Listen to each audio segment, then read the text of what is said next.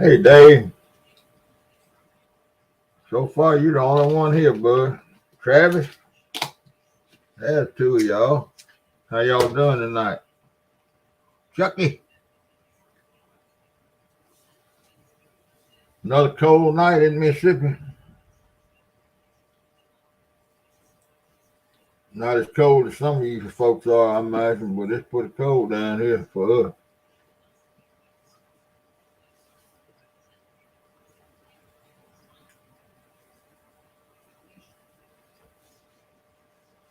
Yep.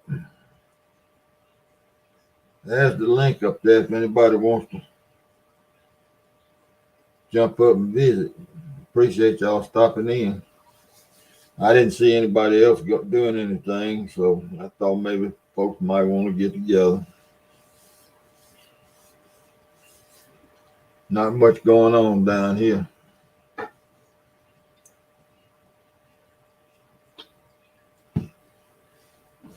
Kill a couple hours before I go to bed.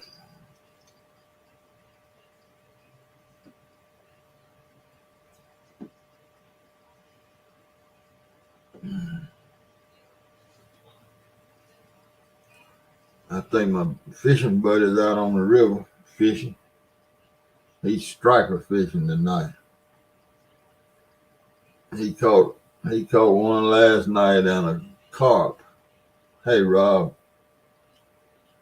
So he gone out there with the worms to try to catch some stripers. He got that young blood. Too cold for me to go out there.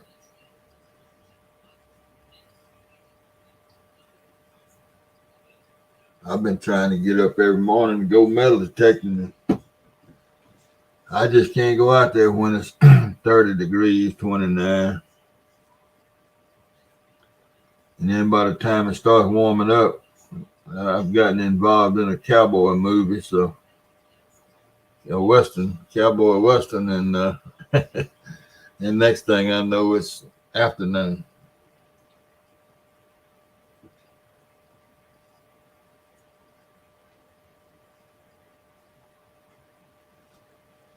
Yep.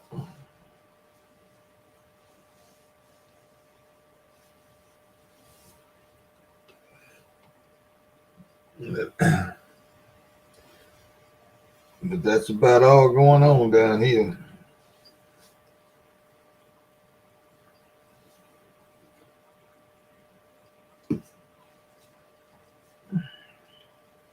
And I may get up and go in the morning, try to go dig up a bullet or something.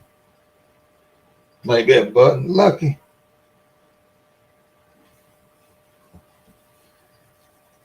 And get motivated.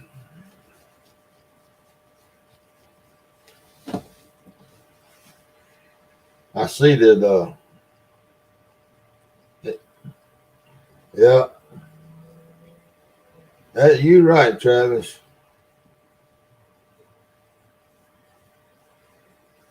Yeah, you're right, Travis. It seems like my hands and toes get a lot colder, a lot quicker now than they did 20, 30 years ago. Hey, Brandon, Possum. All right, well, good luck in the morning. Go kill you one. Go pop you one.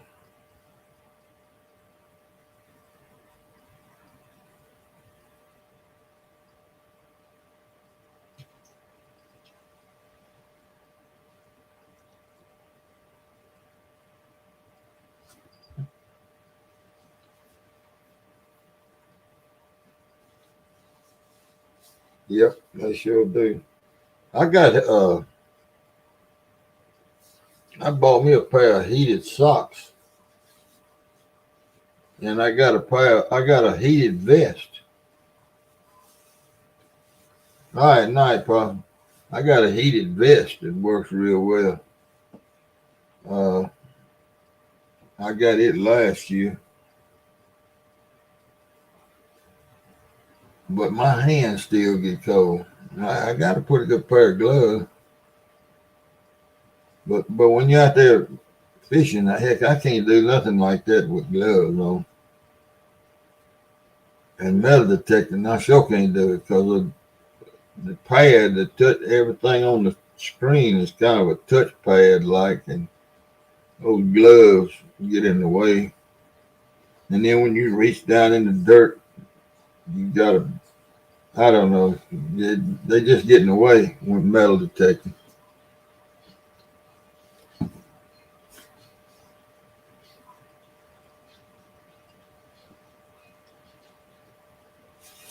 Hey, Jody. Good luck tomorrow, Jody. There's the link there if anybody. I'll put it back in here. If anybody wants to jump up here.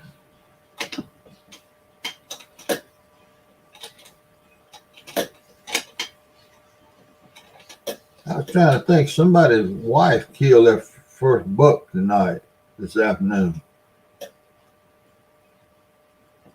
Who was that? Was that in the catfish community or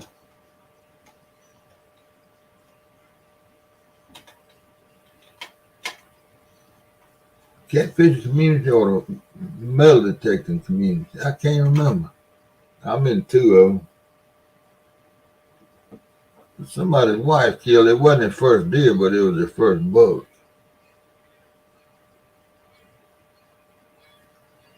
Can't remember who it was. And I just looked at it. Man.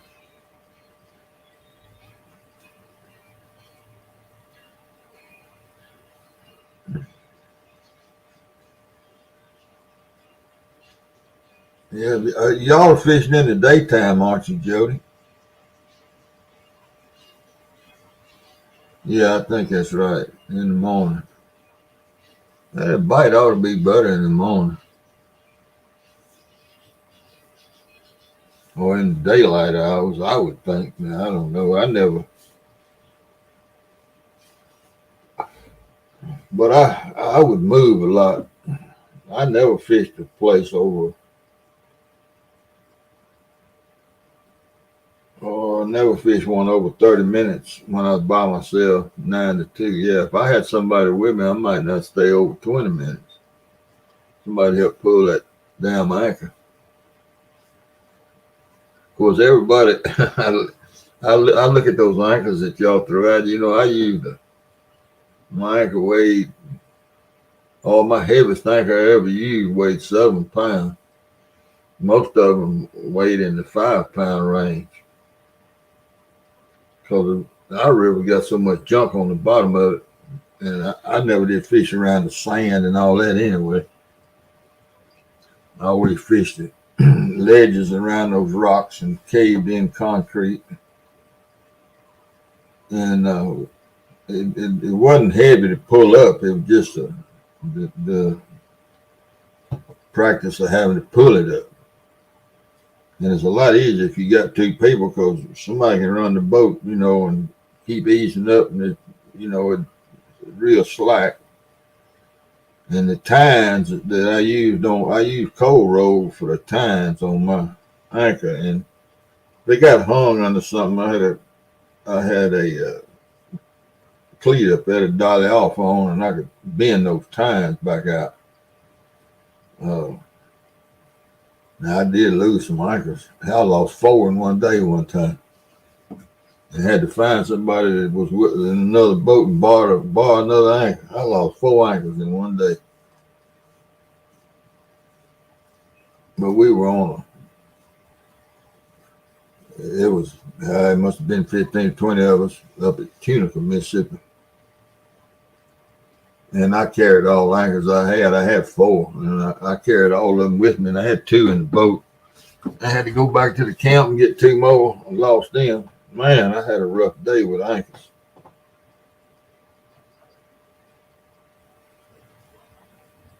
But I have lost a bunch of them now. So they get, especially, I don't know if y'all have that, but when they put that revetment on the side of these banks on the Mississippi, at one point in time they were putting concrete squares that were put together with the brass wire or stainless wire. I don't know what kind of wire, but you can hardly cut it with bolt cutters.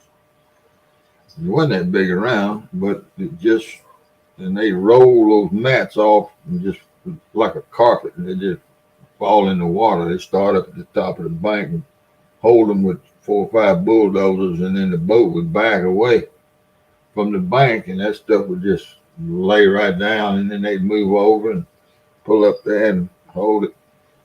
And they had 1-inch cables. Now, I don't know why they put the cables out there, but some of those places where that old revetment, they got those 1-inch cables that reach out there 300 or 400 yards in the river, and I don't know what that was for. I don't know. I have no idea. But when you hang one of those cables, you're in a mess, because it gives just enough that you can't bend the deadgum. You can't bend the tines if it slides up there and gets close to the bar. You got the tine kind of hanging over, and if it gets up right in here, there ain't nothing to bend. And if the tine is too big, you can't break it. If it's a small piece of cold roll, sometimes you can break it and break the welder loose. But that stuff is tough.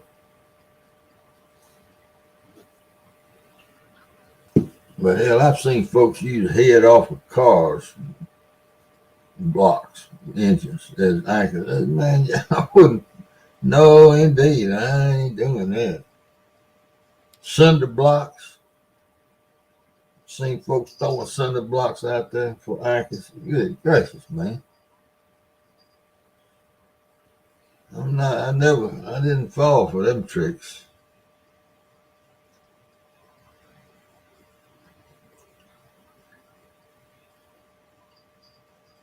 But I sure did lose 4 in one day. I wish somebody come up here with me. Jody, I know you've been up on panel already tonight. I don't know why in the world you won't come on up here. Because you ain't going to sleep. You can sit up here and snore, and I'll talk to you. Yeah, 2 cinder blocks. Yeah, see, you learned better though, didn't you? Those never lost anchors.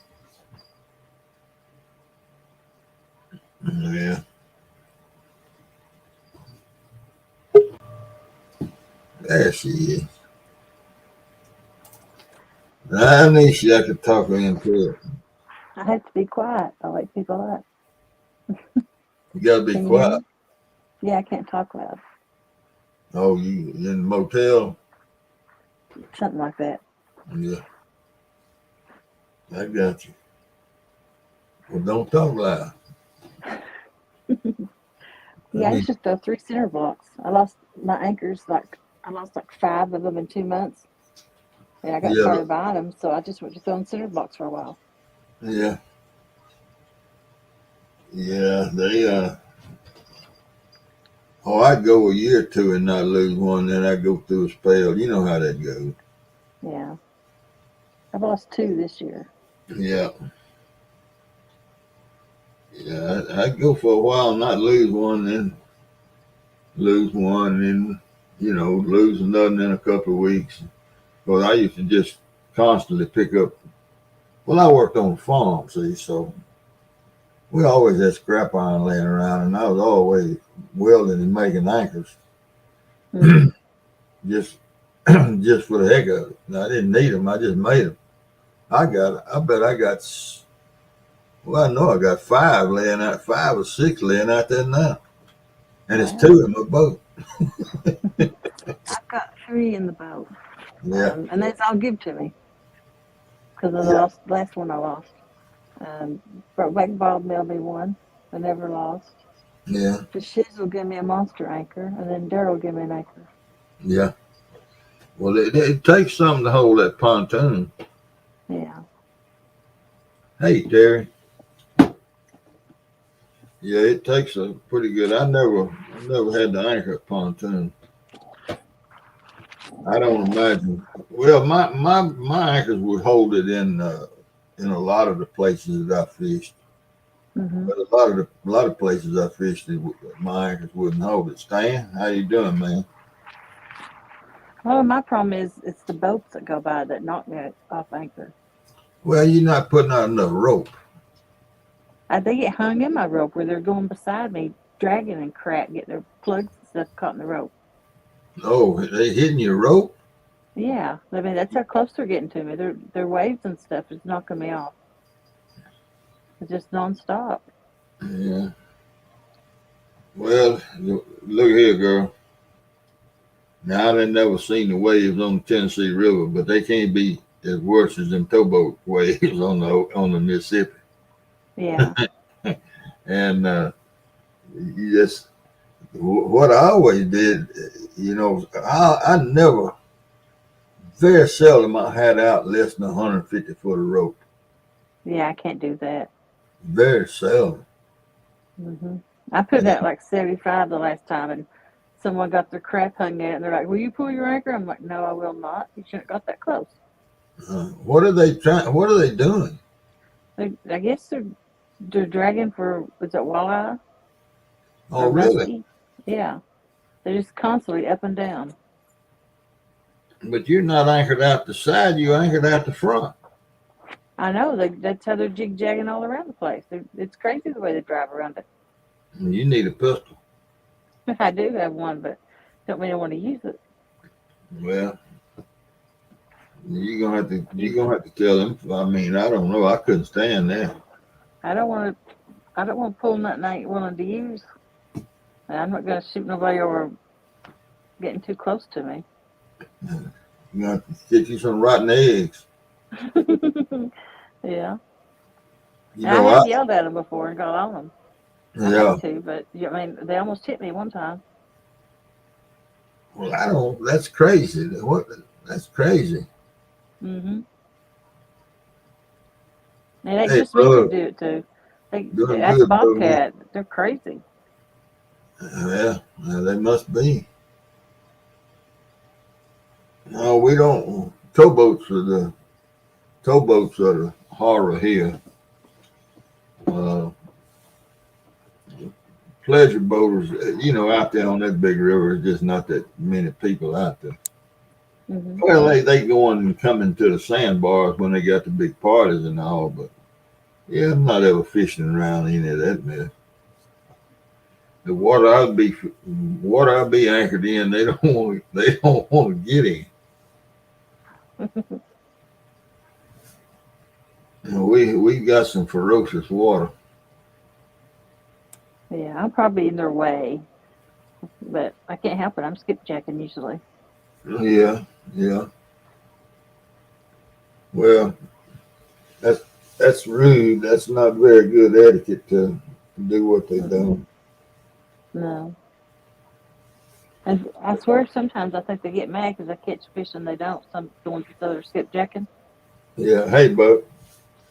Hey, yeah. I was anchored off of a rock dike in one November. Had a little crack. I had a little hole in the rocks, and it had a lot of bait around it. And I just pulled up and tossed my anchor up in the rocks and drifted back a little bit, 30, 40, 50 feet. And I put my poles out, and the river was down low, and the river was clear for the Mississippi. You could see down in the water, maybe 12 inches. Hmm. You could see a ring or something on your finger that deep.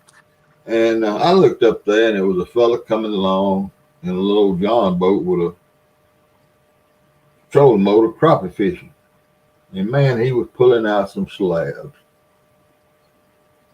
Mm. He was wearing the big crappie out. And Yeah.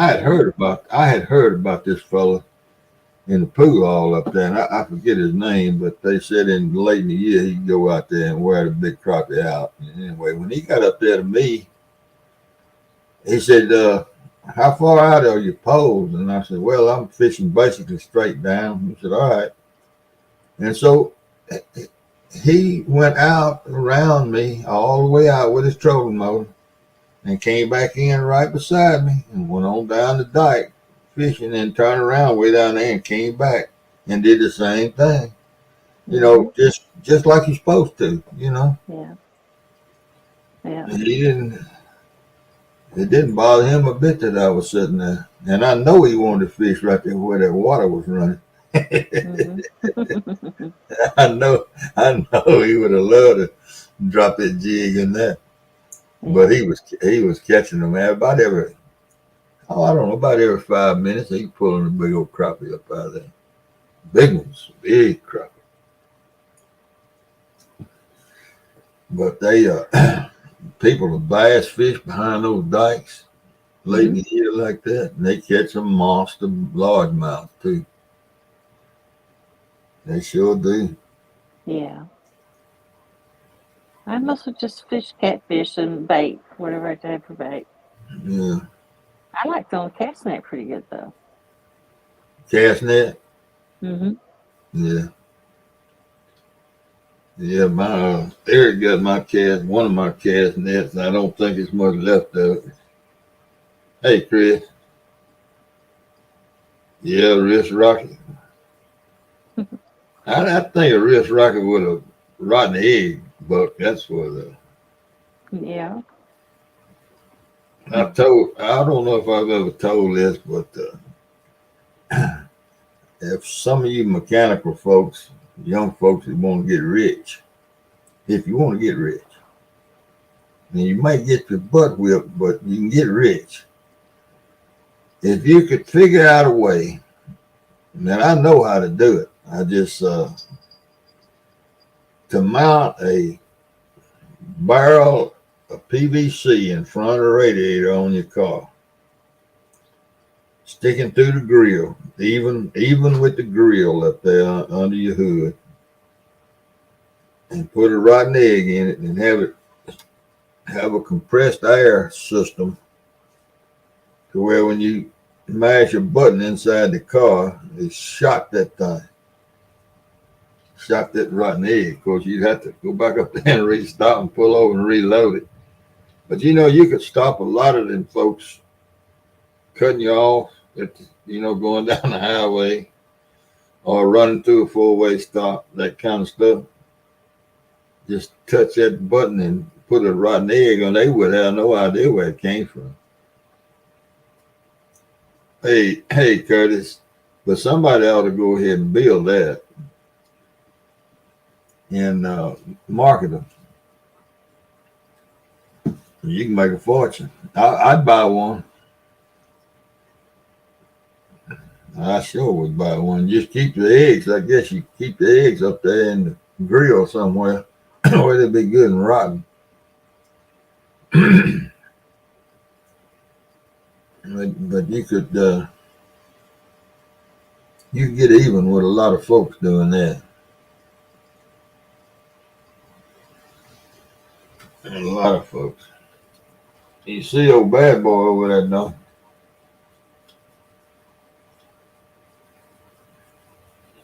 He likes that back rub. How far up there is that? Want me to put that link back up there again? Anybody wants to jump up here with us? Or a super soaker filled with skunk? Oh Lord, what if it broke though? Man, you stinky hole. You'd have to sell your car. But there's somebody in this community that could make that unit real easy and cheap. I didn't know I was muted. Sorry. I I was was wondering what texting. happened to you. I was talking. Talking away. Yo, you just talking away, huh? Yeah. I just accidentally hit it. There you You go. must be Well, itchy tonight. huh? You must be itchy. No, it just feels good. Yeah. Have you ever seen those wire things you stick on your head and rub your head with? Yeah, I had one before. Yeah, I got one over there in the drawer. One of the senior girls gave me one time. You know, you said something about me always fooling with my hair. Mm-hmm. Anyway, one of the senior girls gave me one for Christmas one time. And man, I love that thing. If I could figure out a way to get it on, to just go up and down, I just sit Mhm. under it all day long. That thing feels good. Yeah. I don't much like stuff like that. Shoot, I do. I got a tens unit. You know what Yeah. that is? Yeah. I got one of those. I love that thing. I run it Have on you high, man. My eyes will be jiggling. have you ever put some brand new batteries in it after you have been running it on high? And put it right Hmm. back on high again? That'll light you up on it. Yeah, yeah, yeah. Hey, Annette, mine runs off of. I got a little cheap one. Well, it wasn't cheap, but it's the cheapest one that they had up Mhm. there. It runs off of a pocket watch battery. Okay. And I've been thinking about getting me one of the big, better ones. Mhm. Because it really does my sciatic. It really does it some good. Mhm. Yeah, they're good for it. I Yeah, had mine for my feet, but I yeah. don't need it no more. They I had a when I was in high school, I had a shop teacher that he was a real muscle bound fellow. And he was an older guy. He wasn't young, but I mean he wasn't real old, but he was in his 40s, I guess. He's a real stout built fellow, nice as he could be, big old strong hands. And Yeah. he'd take his truck. He drove a Ford truck. He'd take his truck and reach in there and go to grabbing spark plug wires. Till he hold three or four of them, and man, them things would be his arms would just be jumping from that. Wow. Yeah, he sure would do it. Mm. But, I hate being shot. yeah, man, I couldn't. We all get out there and try to do one, and he'd laugh Yeah. at us. Some of us do it. We got to where we could hold it, we just let it Mhm. just take it. It felt like it's gonna kill you, but we could take it. Mhm. I was always getting into electric fences, trying to climb under them. Hmm. Yeah, I've been into them too. Mhm. I rigged up a bird feeder one time. I had bought me an electric fence because I had coon dogs and I had them in the backyard in a kennel, and I had a big nice garden, and I let them out every afternoon, let them run around. My yard was fenced in, let them run around. Well, they just tear across the garden and tear stuff up. So I bought me an electric fence and strung it around my garden, and man, they wall hooped 2 or 3 times, but then they didn't get in. They did fine after that. Yeah. And so I had a bird feeder out there on the post, and the damn squirrel kept eating. He just sit there, and the sparrows and the Mhm. blue jays and the blackbird, and they'd eat up all the bird seed from the red birds and the finches and everything. So I figured Mhm. out how to wire that thing and ground it so that when they touch 2 wires up there on that bird feeder, it shock them. Yeah. And I'd sit in the house with it unplugged, and watch that feeder. When that squirrel would get on that feeder, I Mhm. plugged the thing in. And boy, he jumped and sail out across that yard and stood up on the side of the tree barking at that thing. But he couldn't stand it. He sure enough, here he come. Hey, Eric. He'd come back and climb back up that post and he'd get back on that and get back on that feeder. And I'd plug it in and he'd do the same. I finally broke him from getting up there. He wouldn't do it. Hey, Scott. But Spring Mountain Catfish, hey, Lisa. But sparrows, you plug that thing in, it just lock them on there. And I'd unplug it real quick. And they'd fall off on the ground, but then in a minute they'd get up and fly off. But Yeah. blackbirds, blue jays, I sit there and laugh at them daggone birds and squirrels. I And usually put feed out over winter. huh? I feed them over winter, but not during the summer. No, that's what I do. I don't feed them in the summertime. I got my neighbor to feed them. She feeds them year round, so she's a widow lady. So I don't feed them at all, hardly much, because she loves to sit and look at watch them. You know, she Yeah. got her some binoculars and got her a bird book, and she's really into it. Yeah. Yeah, the squirrel catapult. Yeah, I've seen. Look, when it wasn't, what was that bad? When did New Orleans flood? What was that hurricane? I can't Oh, remember. I remember when it happened. It was Katrina, wasn't it? yeah, Katrina. Well, after the year or two after Katrina, I believe it was after Katrina. I don't believe it was during Katrina. I had a real good friend that lived one block off of the Gulf on the Gulf Coast in Ocean Springs, Mississippi. One block. It Mm-hmm. was one street between his. His was Second Street that ran parallel to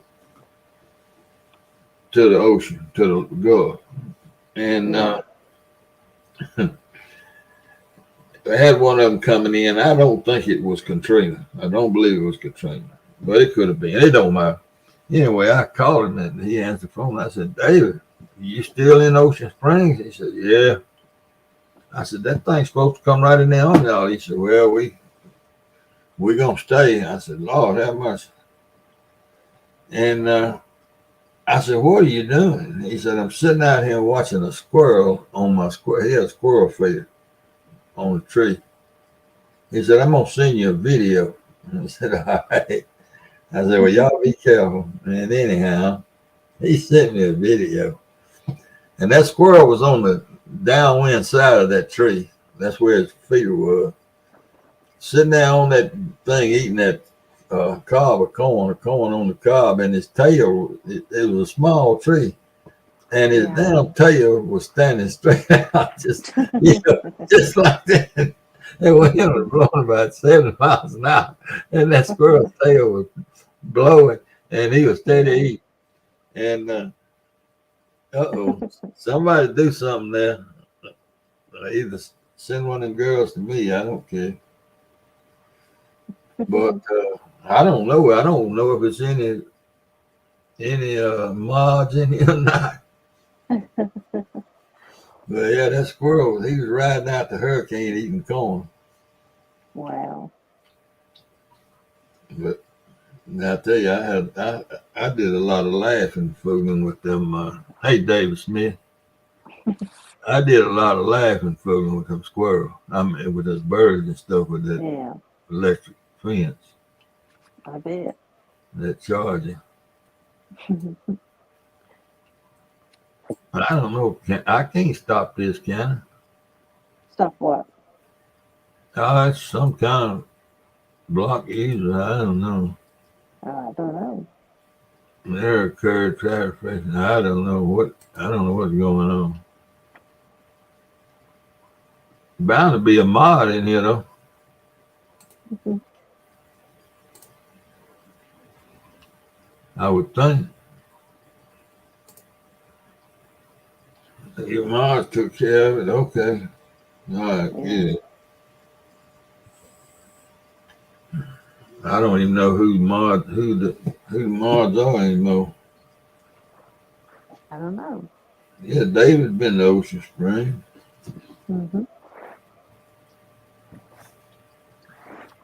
Steve, I'm going to jump down. I got to leave at 6 in the morning. I Yeah, got you to got go it. get a fish that tournament. Well, I appreciate you coming up, girl. Yeah. And I wish y'all a lot of luck. Well, I appreciate it. I hope I can catch 3. Yeah, well, y'all ought to do all right in the daytime. Ought to be better than the nighttime. Yeah, the bite's been bad, but we'll see what we can do. There you go. All right. Well, good luck to y'all. All right. Bye. Bye bye. All right. Hey, Dale. All right. There's the link. Somebody come on up here. Help me out.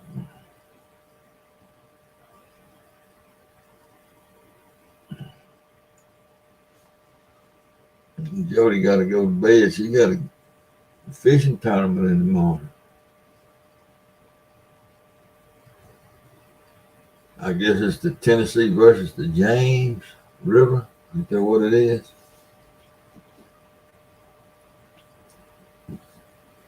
Yeah, that's what it is. Yeah. I ordered me some hot sauce the other day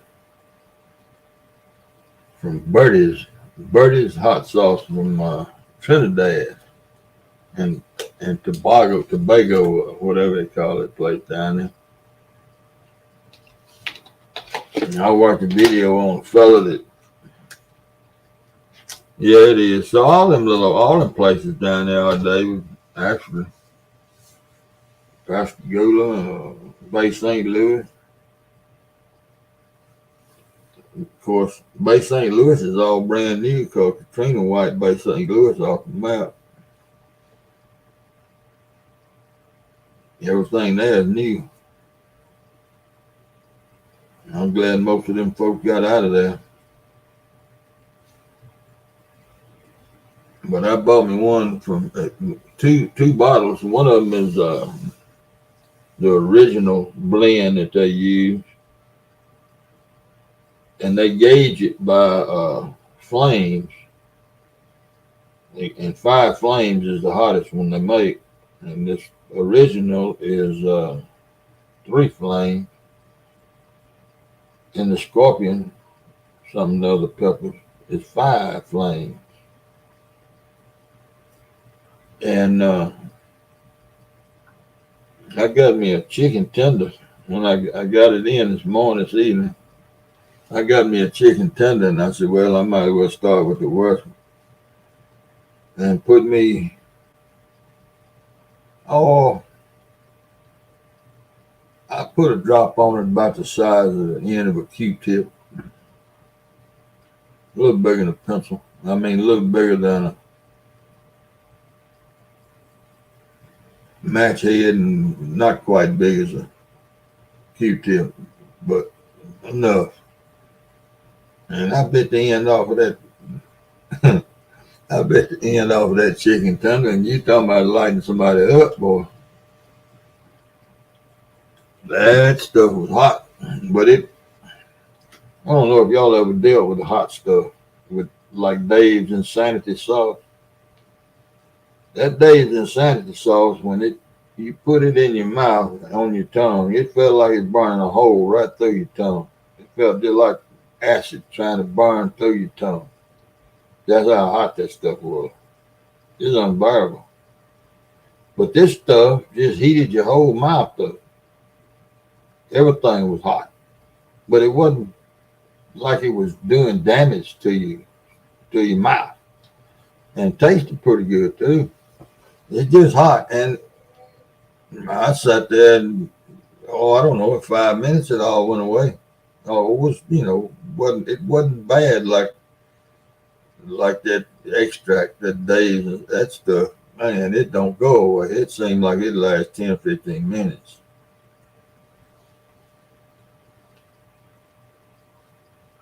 Yeah, that's right. You're right about that, David. Here's another one for you, David. I don't know if you ever watched those movies, Walking Tall. That was northeast Mississippi, up around Corinth and in McNair County, Tennessee. The two counties, was that Tishomingo County, Mississippi, and then McNair, they joined at the state line. Oh man, the mafia was big time there when I was growing up. All the way, they kind of eliminated most of it when I was in college back in the late '60s. But yeah, boy, that Walking Tall moves with Buford Puzzle. That's what that was all about. Yeah, the Mississippi Mafia.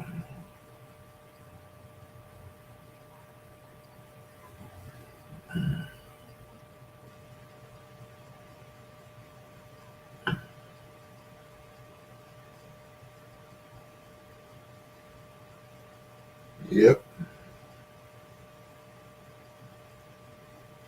You know, it's hard to believe being from Mississippi, where I'm from up here. Hey, Mark. Mark, there's a link right up there. If you want to come up and help, I'll put it back in here.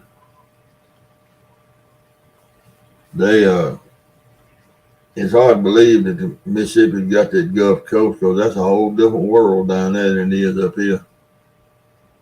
And you don't have to go many miles inland and it turns back into Mississippi because that ain't really Mississippi down there. There's a lot of Mississippi people down there, but there's a lot of other folk too. But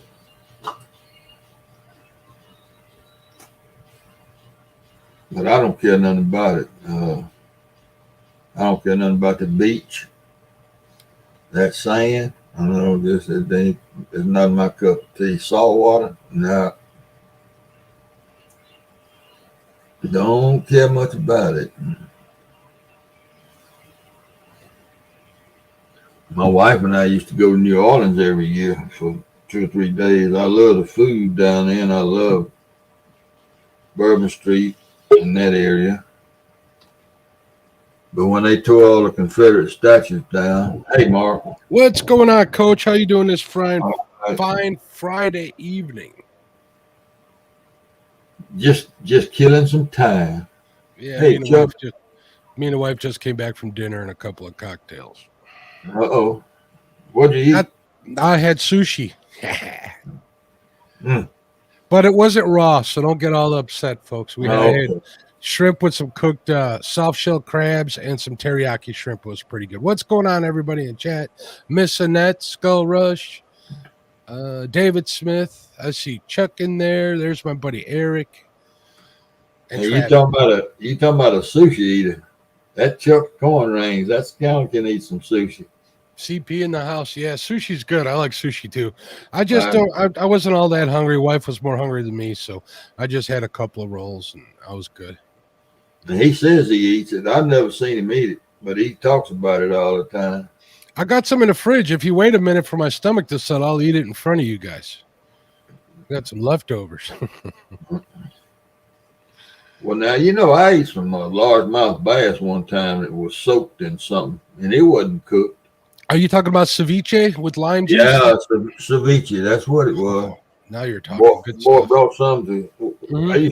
I used to coon hunt, and I was staying up at a big hunting club up the river there, and with a friend of mine, and we were going coon hunting. And this boy, he invited this guy to come over and go with us, and he brought a big old bowl of ceviche. That's good stuff. We ate it. We eat it with a toothpick, you know. We ate it with a toothpick. Well, we eat it on like either tostada shells or tortilla shells, crispy ones, you know, like tortilla chips. Mm-hmm. It's pretty good. My buddy Damien's wife makes it for us all the time with shrimp and crappie whenever we have it, and it's pretty darn good. Pretty good. Hey, Chucky. What's the temperature down there, Coach? I don't know. Let me look right quick. I got 20 degrees down here with I don't have it says no wind, but it was a little windy out there when I walked. It's 39 here right now. I'll take 39, trust me. Yeah, we're supposed to. I think the low tonight is 32. The low was 20. It was in the 20s last night. Hey, J-Dog. We got cold weather all over the place. Did you missed that snow, didn't you? No, we got snow. We had one day I woke up to like 2 inches of light, fluffy stuff on the grass, not on the asphalt or the concrete, just on the grass. But it was gone by the afternoon. The next week's going to be kind of rough. We got high temps of, I think the high temp for the next 10 days is 40 degrees. Actually, they changed it. Got 38 on Monday, 42 on Tuesday. So maybe I'll get out. I'm going Tuesday for some perch fishing downtown on Navy Pier. Okay. So hopefully we get some warmer days. But that's from 5 a.m. till 10 a.m. And we'll be done before then, hopefully. But it gets cold out there on the lake. What's going on, J-Dog? Yeah. That's what Travis, I think it was Travis and I were talking about. These old bones don't do good out there in the cold no more. No, mine. Yeah, no, I'm not. Don't like the winter no more. I used to love it, and not so much anymore. Yeah, it used to not bother me. I hunted all the time, every day, and then hunted most nights. I But think. I think losing all that weight and getting older, the combination of the two really ended it for me. So yeah, I it's just got to can't. be, it's got to be cold. Nothing good is easy. If you don't have the cold, you don't have the warmth. So Yeah, that's kind of the way I've been looking at it. yeah. But I get out a little bit, but I don't get out much when it's cold. It I'm needs, already dying to go catfishing. yeah, it needs to get up there around 40 for me to get outside. 40 is still cold for me. I had a couple of nights where I was fishing. It got down to 40 when I fished all night, and I was not too happy about it. Oh no, fishing be tough now. It's just sitting there, but metal detecting 40 and on up, you move and you move, Hmm. and so you can handle it. If you're sitting on a bank or sitting in a boat and you ain't getting that blood moving, yeah, that you get cold real quick. 40 is freezing, especially with the wind blowing Hmm. and cloudy. Yeah, no kidding. Ain't that the truth? Or even worse when there's nighttime out there. Oh yeah, I just don't. I don't know. Everybody does it. Everybody on this board right here is a night fisherman. But I just don't like it. I don't. I don't mind light night fishing for a couple. I wish I could do as good as far as flatheads go during the day. I do all right during the day, but I can't. I'm catching everything during the day rather than just flathead. Yeah, Or I don't catch it. Well, I guess I could have long nights too, but it just seems to work out better at night. I'm alone out there. I'm not fighting with boats. Where I launched my boat, my sponsor's place, Port Barrington Marina, he's got 700 acres on the Fox, so I'm not worried about people coming in and breaking into my truck. yeah. It's just better. I'm not There you having go. people give me funny looks when I'm live streaming. Yeah, yeah, yeah. I know. David and David said he's not as mad at the ducks anymore. It's funny you mentioned that. I was recording an intro for a TikTok that I just posted, and it must have taken me like 6 takes or whatever. But by the time I was near the end of recording that, some guy yells at me. He goes, "Hey, shut up!" I look over. There's a duck blind right next to me. I'm like, "Oh, sorry, but I didn't see you." Oh man. He says, "Well, I guess I'm doing my job right." I'm like, "I'll talk to you later. Good luck." That was funny. Lord have mercy. Oh, yeah, that duck on that. I guess that may be the coldest I've ever been sitting out there on that river duck hunt. Lord have mercy. Well, at least they're in the full blind, so at least they got shelter from the wind. Oh, we had fire buckets and everything. Sitting down, sitting between our legs on Hmm. the floor of the boat. It was sitting on two bricks.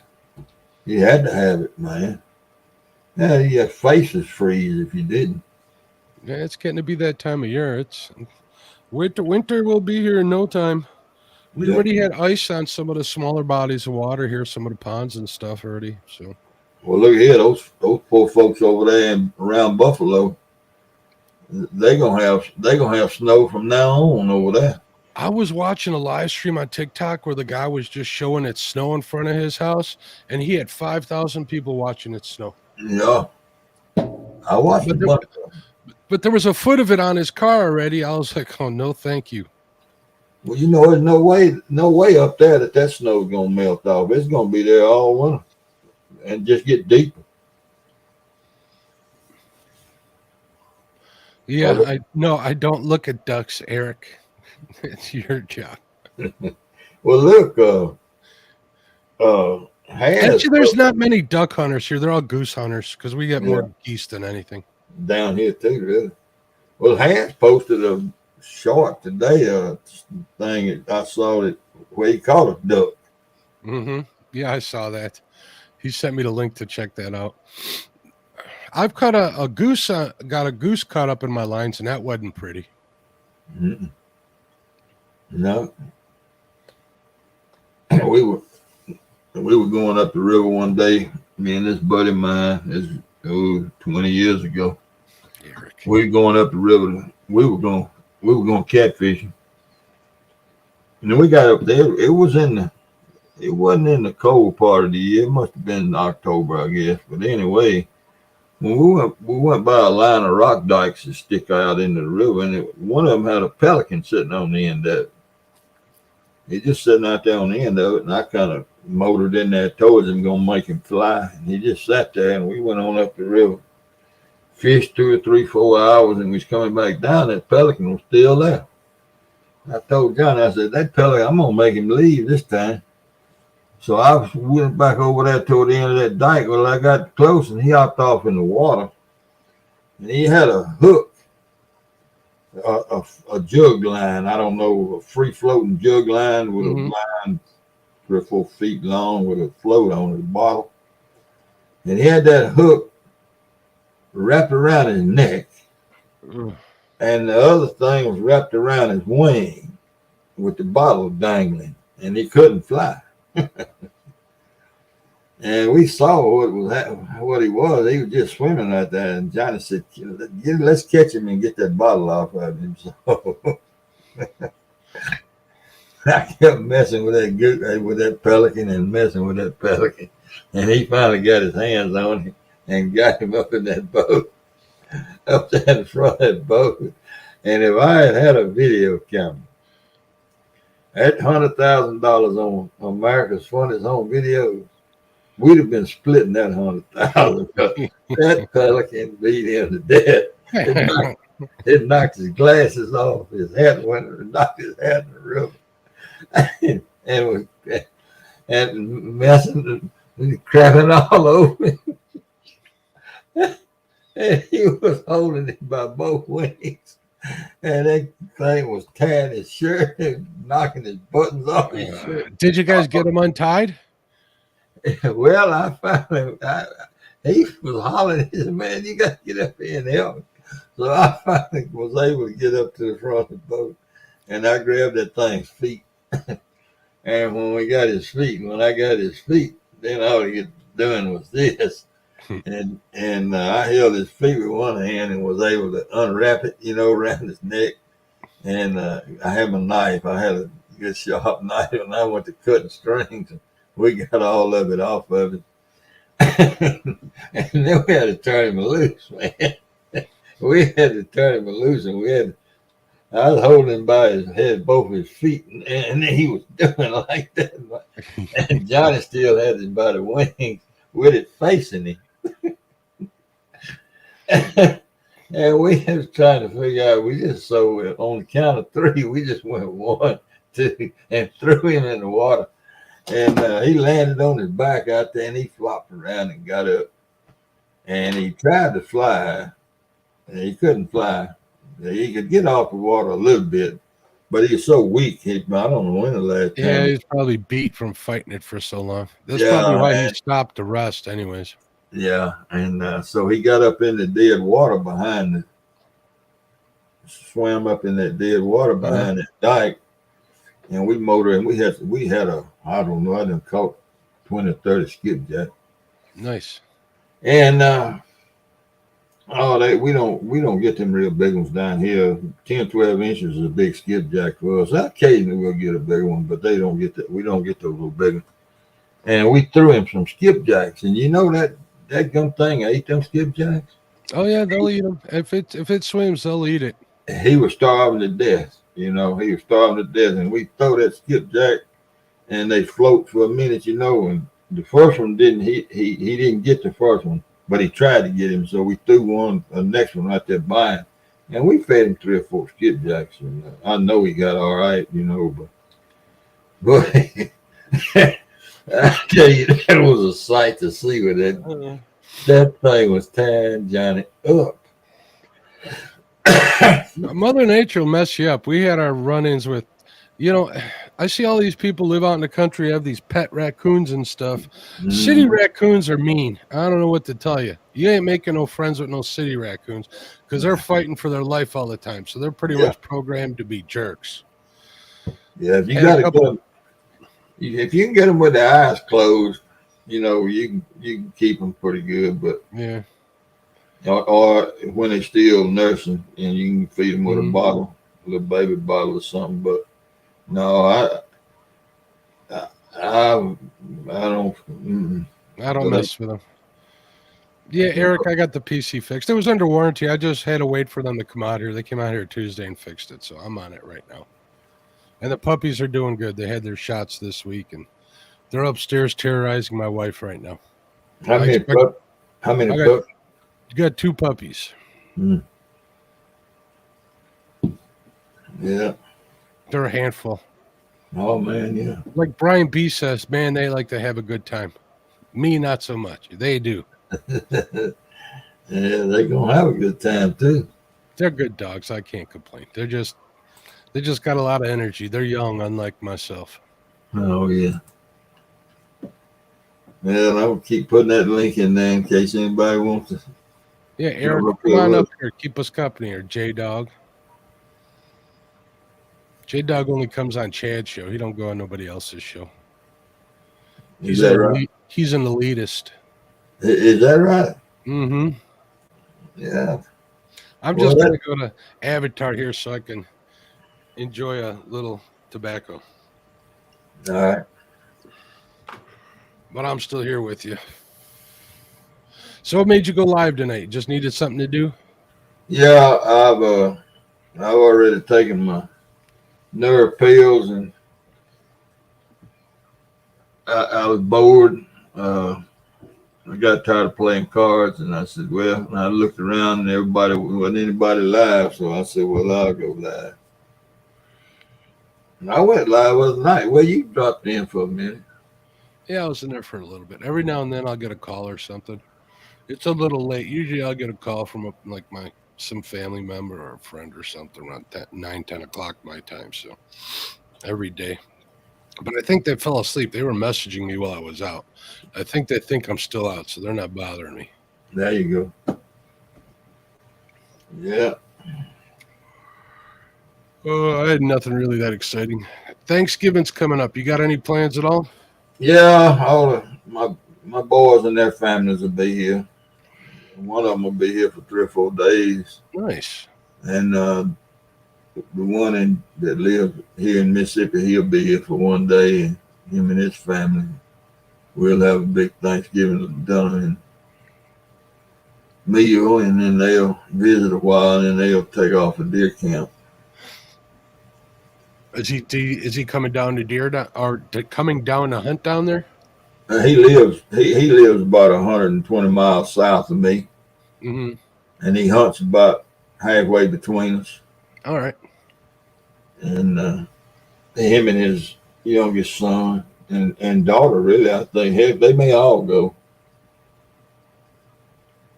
Sometimes they'll all pile. They got a big stand and where all of them can sit, Chuck says your adopted son's coming too. I think he's coming. Who said that? Chuck said that. He says your adopted son coming. Oh, yeah. Well, come on, CP. If somebody needs to come eat this turkey, because I don't like it. Yeah, I'm not a big fan of turkey. I don't mind it, but I'd rather eat the stuffing and the ham than the turkey, to be honest with you. Yeah, I love the stuffing. I like Boston butts or brisket. And that's what I like. But we'll have ham and turkey over at my mom's house and a couple other things that she's known for. So she overcooks. I'll have food for a whole week afterwards. There you go. That's right. She'll make rouladen. She'll make pierogies. She'll make the turkey. I'm bringing a ham. I think my sister's bringing dessert. She'll make all the fixings. Well, I'm gonna eat me some turkey, some white meat, and with that new hot sauce I bought. What'd you buy? It's called Birdies. Bertie apostrophe S. Birdies is made in Trinidad. Haven't heard of that. It sounds Trinidad is in Tobago. Yeah, both of them. Right. And that's the dressing. I'm gonna put that on both of them. I made me some hot wings in the air fryer today for lunch. They weren't half bad. They weren't smoked or they weren't grilled, but they weren't bad.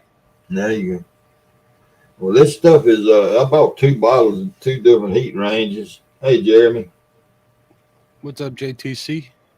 And they both pretty hot, but they don't burn through you like some of that stuff does. It goes away.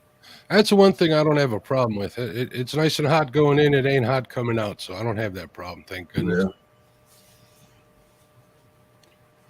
But I sent Chuck 2 bottles of it too. I ordered him 2 bottles. He likes that stuff too. We got a guy who's got a barbecue restaurant / little shop over not too far away from me. Well, maybe 15 miles from me. And I'll make a ride over there every year and get like 2 or 3 bottles of this white Ferd hot sauce, which is pretty good. Mm-hmm. And I kind of use that to heat up my barbecue sauce, whatever I have, whether I make it or buy it. And stuff's pretty good. It's got a lot of flavor and a lot of heat at the same time. So it's not like one of them hot sauces that just burn you to death. It actually has some sort of taste to it. Right. I don't like that extract. Yeah. Like that stuff they putting in the chip, that 1 chip challenge and all that. This stuff is not that hot. It's hot. It's not that hot. I like pretty hot stuff. I ain't gonna lie. Whether or not I would try that 1 chip challenge, I guess I would try it. It wouldn't be pleasant, but it would be what it is. I got some buddies who like to feed some of my Mexican buddies. They're always giving me some hot stuff.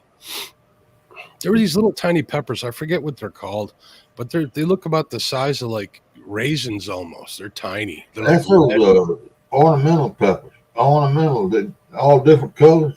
Yeah, the red and green. Yeah. Blue? Yeah, not blue. They were just red and green, the ones he gave me. And I guess his family grows them down in Texas. So he gave those to me, and one of them will kick you in the backside for sure. Well, I tell you, those ornamental peppers they about the hottest thing outside of Dave's Insanity sauce I ever tied up with. That Dave's Insanity is pretty hot. That's some hot stuff. Yeah, that's too hot. It's like, I get those every now and then. I'll have some of those blazing wings from Buffalo Wild Wings, and they say, "Oh, they're so hot. They're so hot." They're hot, but they're not stupid hot. Yeah, I've had stupid hot. Well, you ought to do that 1 chip challenge on a live one night. Nah, I won't do something like that for attention. If we're sitting around having a couple of beers or something, and somebody throws down, maybe. But hey, Lance, I'm not the kind of guy that does that kind of stuff for views or nothing. So Mike Turner ate one of them on live. He did, and I enjoyed watching him suffer. He suffered, boy. CP is the one that sent him that thing. Yep. Oh, I'm waiting on some Hogleg to send me some of that Vegemite. I told him I would try it. Yeah. I guess it's just super salty. I don't know. We'll see how bad it is. We'll see if Kenneth was exaggerating or not. Well, Melissa was the one, man. She made all kind of faces, boy. I watched that dang thing. My wife's got a pretty underdeveloped set of taste buds. She doesn't care for too much, so she keeps it pretty bland and I don't know what other word. Bland is probably a good word. So yeah, she like we'd go out for sushi and she won't have any sushi. There's Kenneth. That's Kenneth right there. And she just had some teriyaki chicken. She won't eat any sushi or nothing like that. Or hot stuff she won't eat. She won't eat blue cheese. She won't eat. I've never had the opportunity to hunt. And like a week ago, I asked her, I'm like, hey, if I get a chance to go hunting, would you eat some deer? She goes, not on your life. I'm not touching that. She won't eat catfish. She'll eat crappie. She won't eat catfish. She's like, you should have never showed me what they looked like. I'm like, oh my. What are you fixing to do, Lucky? what's up, Lucky? He just woke up over there. Now you're in trouble. He's already grabbed me 3 or 4 times, but he's learning to keep his claws in. You know, God bless you. I'm not a cat person. I was told a story a long time ago from a police buddy of mine. He says every time he shows up, if there's a body in the house that's been there for a while, the cat will eat the body, the dog will die right next to the owner. Since then, I'm like, I don't know if I'm a cat person. Well, look, that cats live a long time. And when we brought this cat in, you know the story. Kay found him in the road when he was a kitten up here in the highway. And so we were deciding what to do with him.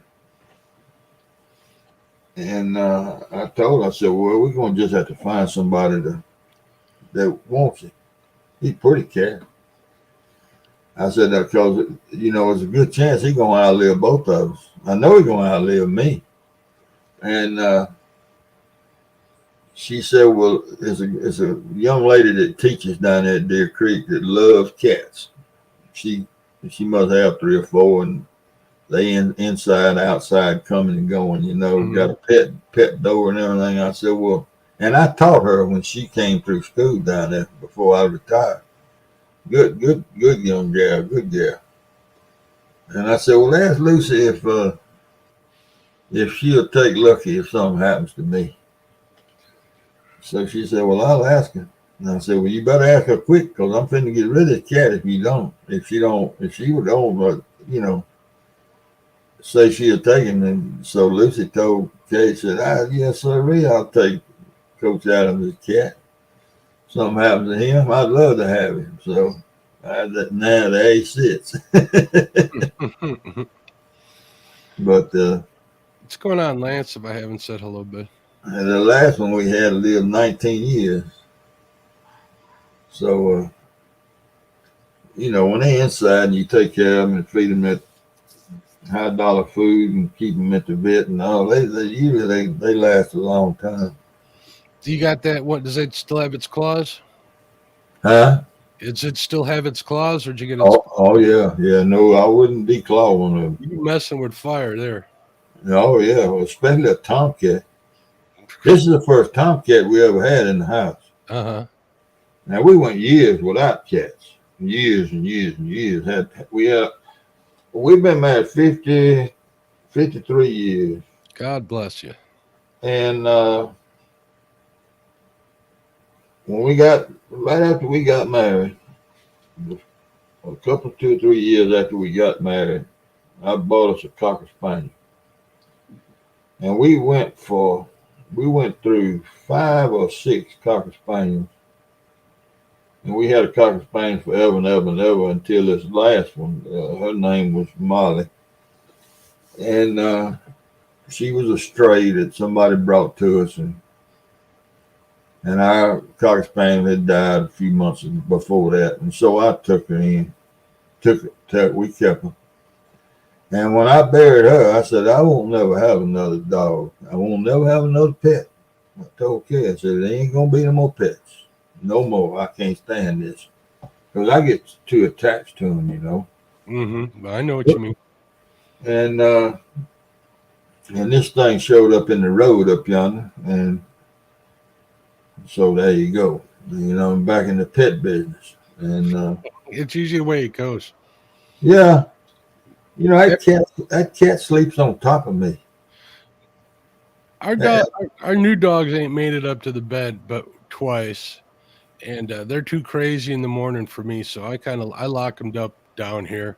We got a big old dog bed for them, and we leave their crate open. They end up sleeping in the crate, but if we don't, they're crawling all over my head in the morning. So, and then very seldom.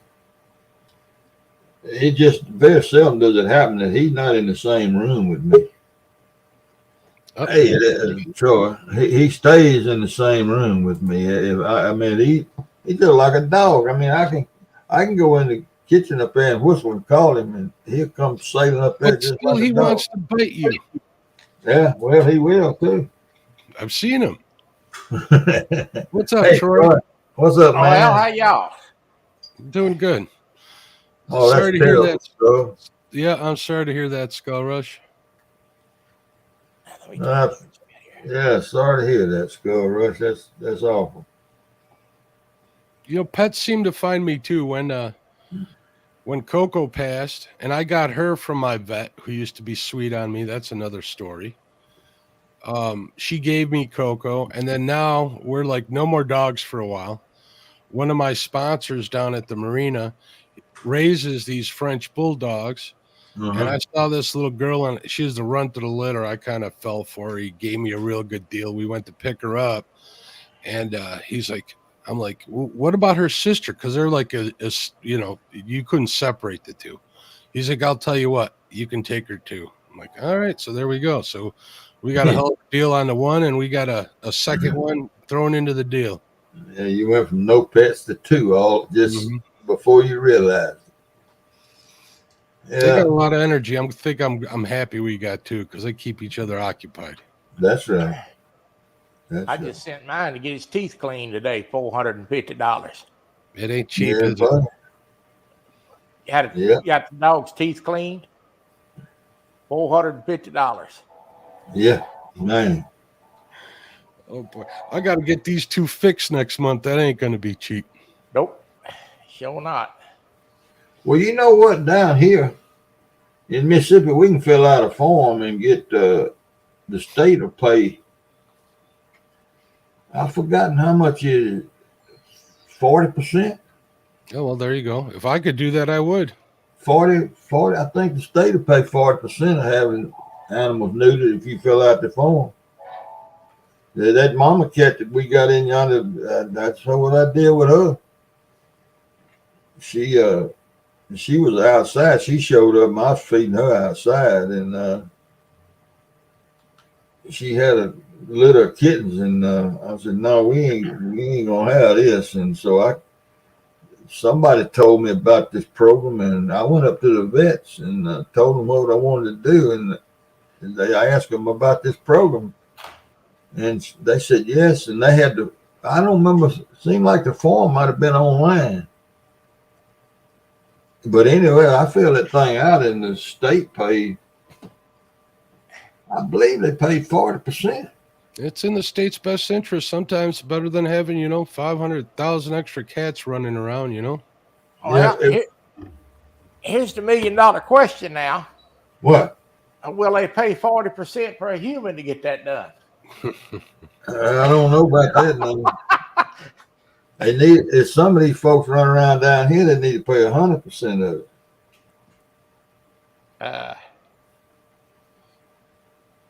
Are you gonna have the ticket lounge tonight, Lance? Am I interfering with it?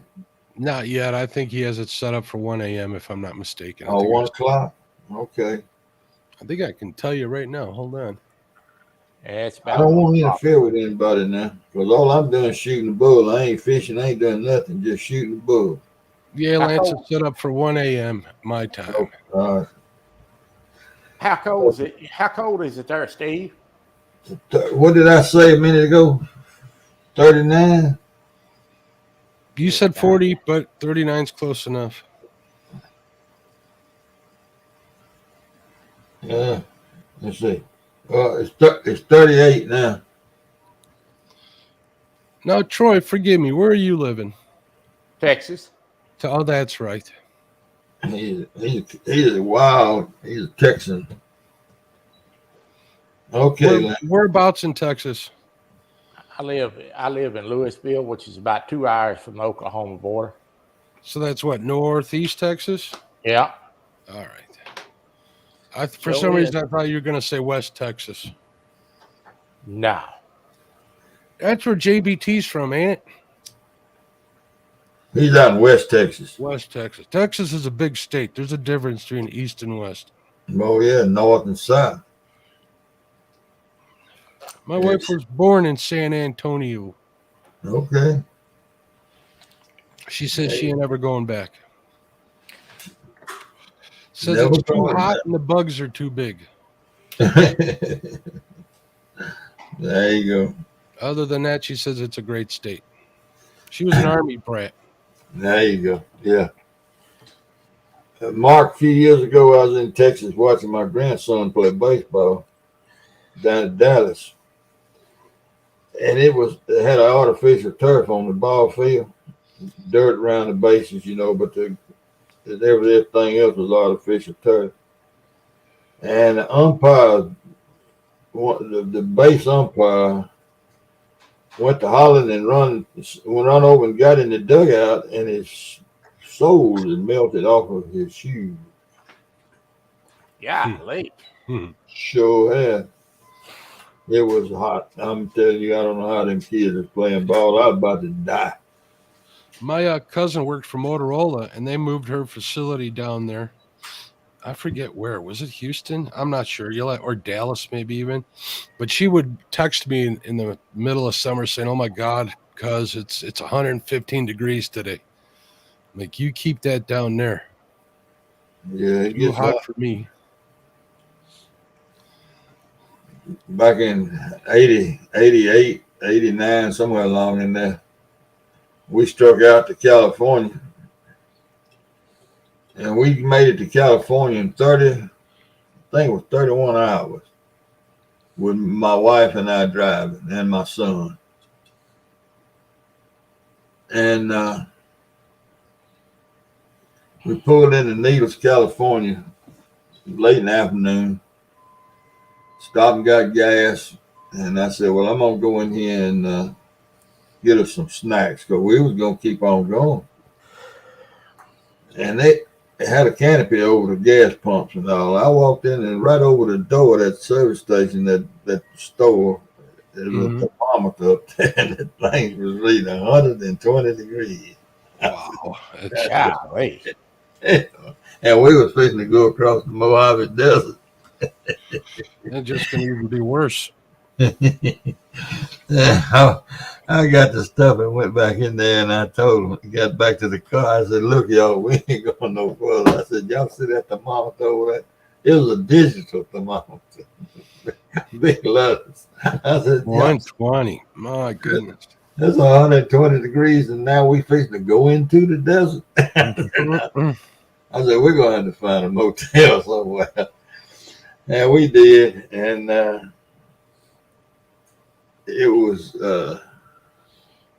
80 degrees in that motel room. And that air conditioner was running. I'm talking about it was full blast, and 80 was as good as it could do. But it felt like an ice box. It probably did. We stayed down at Land Between the Lakes at the off-road park, the off-road vehicle spot there. And we had our camper with us, had air conditioner, so we were all right. But it was 115 degrees all week long. When we were coming home, by the time we made it up to Springfield, Illinois, it was 80, 82, 80 degrees, something like that. I was freezing. It was cold because I was used to sitting in that 115 for a whole week. That's right. Yes, exactly right, man. Yeah. We'll get some triple digits every once in a while, but when we get that hot down here, the humidity is so bad that you can't stand it. That's like it is here. Okay. Skull Rush used to hunt in the Mojave Desert. What is there to hunt? Skull Rush in the desert. Lizards. Coyotes. Deer and I guess they do have mule deer, right, in the desert. Yeah. They got all Coyote hunting is big in the desert. I wonder if coyote tail will make a good jig. Anything that's not too stiff make a good jig. It'll give you something to talk about, though. I use that paracord. I just fray it out. It makes a great tail. And it's tough too. Hey, Big Slim. What's up, Slim? Kenneth just said that SPCA might help too with the cost of fixing the pets. I don't know if we'll meet their requirements.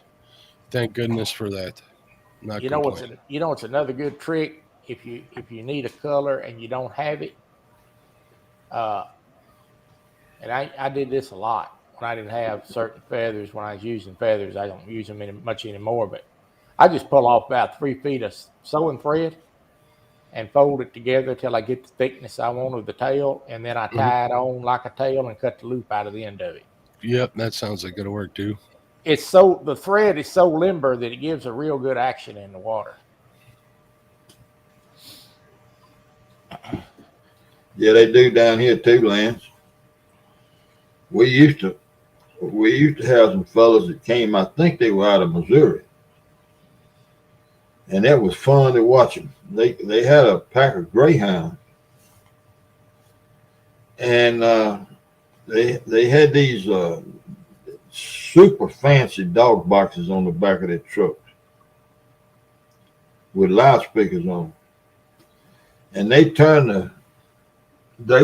the walker dogs loose on the coyotes, and everything down here in the Delta is in squares, 1 mile square. There's some kind of road, gravel road or blacktop or highway is ever square. Every section got a highway or a gravel road around it, and they ride those gravel roads. And when those coyotes would cross the gravel road, after they run them a couple of miles, they cut the dogs barking from a dog pound. They cut that loudspeaker on, and those walker dogs would come off of that track and go get in that dog kennel on the back of the truck. And then they turned the greyhounds loose, and it wasn't just a minute. They stretching that coyote. Yeah, it's kind of hard to outrun one of them. They usually turn about 4 or 5 greyhounds loose, and partner, it wasn't long. they catch them. Them greyhounds can move. We had a greyhound race park here in Kenosha. They closed that a long time ago, but I remember going there the one time, and they'll move. Yeah, especially and they get 5, 6, 8 coyotes a day. But it was amazing to watch them turn that loudspeaker on, and those dogs just come, the whole pack, and get up in the truck. They pull them off the track. And they come get in the. They had fancy electric doors on it where they mash a button and the doors will swing open and the dogs that go out. Go. They spent some money on coyote hunting, but they got to where they wouldn't stay on the gravel roads, and they'd take out across the field roads, the turn roads, in the farmers' fields, and rut them up and everything, and they quit giving them permission to do it. So they don't come down here anymore. But they used to come every year. And it don't take but one bad apple, to ruin the whole barrel. That's right.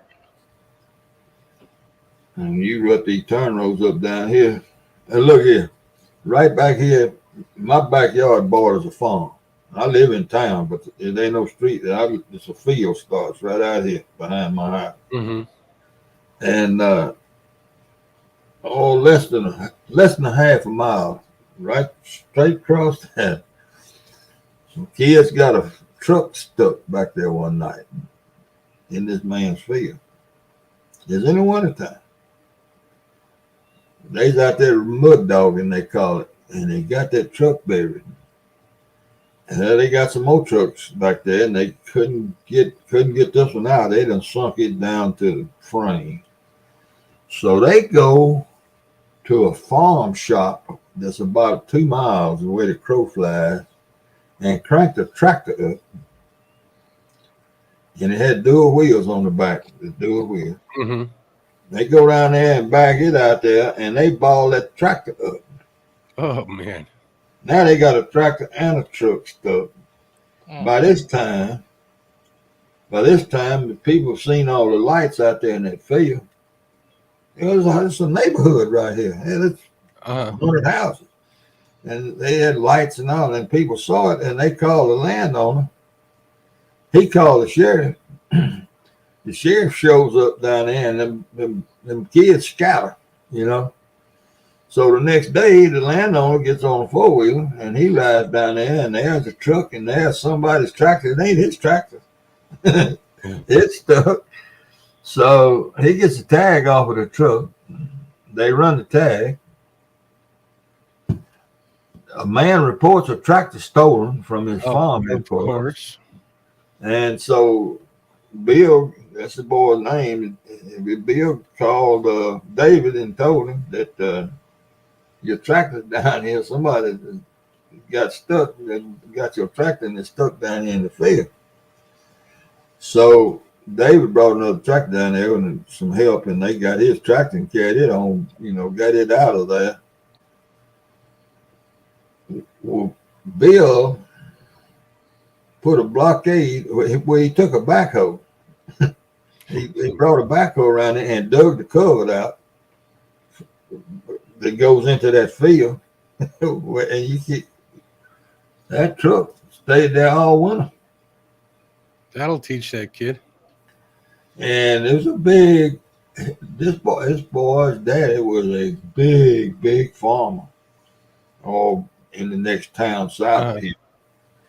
And man, they had all kind of lawyers and everything. Bill said, "No, I don't want that cover. That when it dries up, y'all come get that truck." That truck sat down there in that field for 4 months. Sure did. He taught them, and now you'll see some 4-wheelers back in there riding, but you don't see no more trucks out across the field. Sure did that, boy. It never amazes me, like even out in the middle of nowhere, someone will always trespass. Always. Well, this was a farm boy. He knew better than that.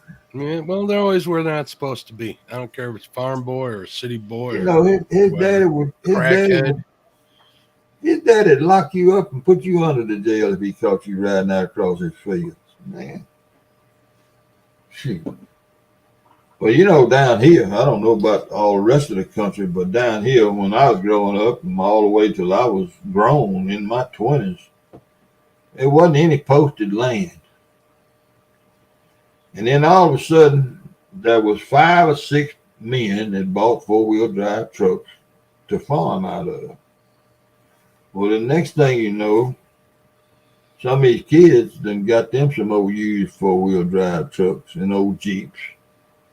And I say kids, I'm talking about folks my age. And they were taken out across them fields after deer hunting and everything. And then all of a sudden, it's posted signs everywhere. And all because of not one reason. It's damn 4-wheel drive trucks. Before that, nobody cared. If you went out there hunting, as long as you walked. And we didn't have any other way. It was before 3-wheelers.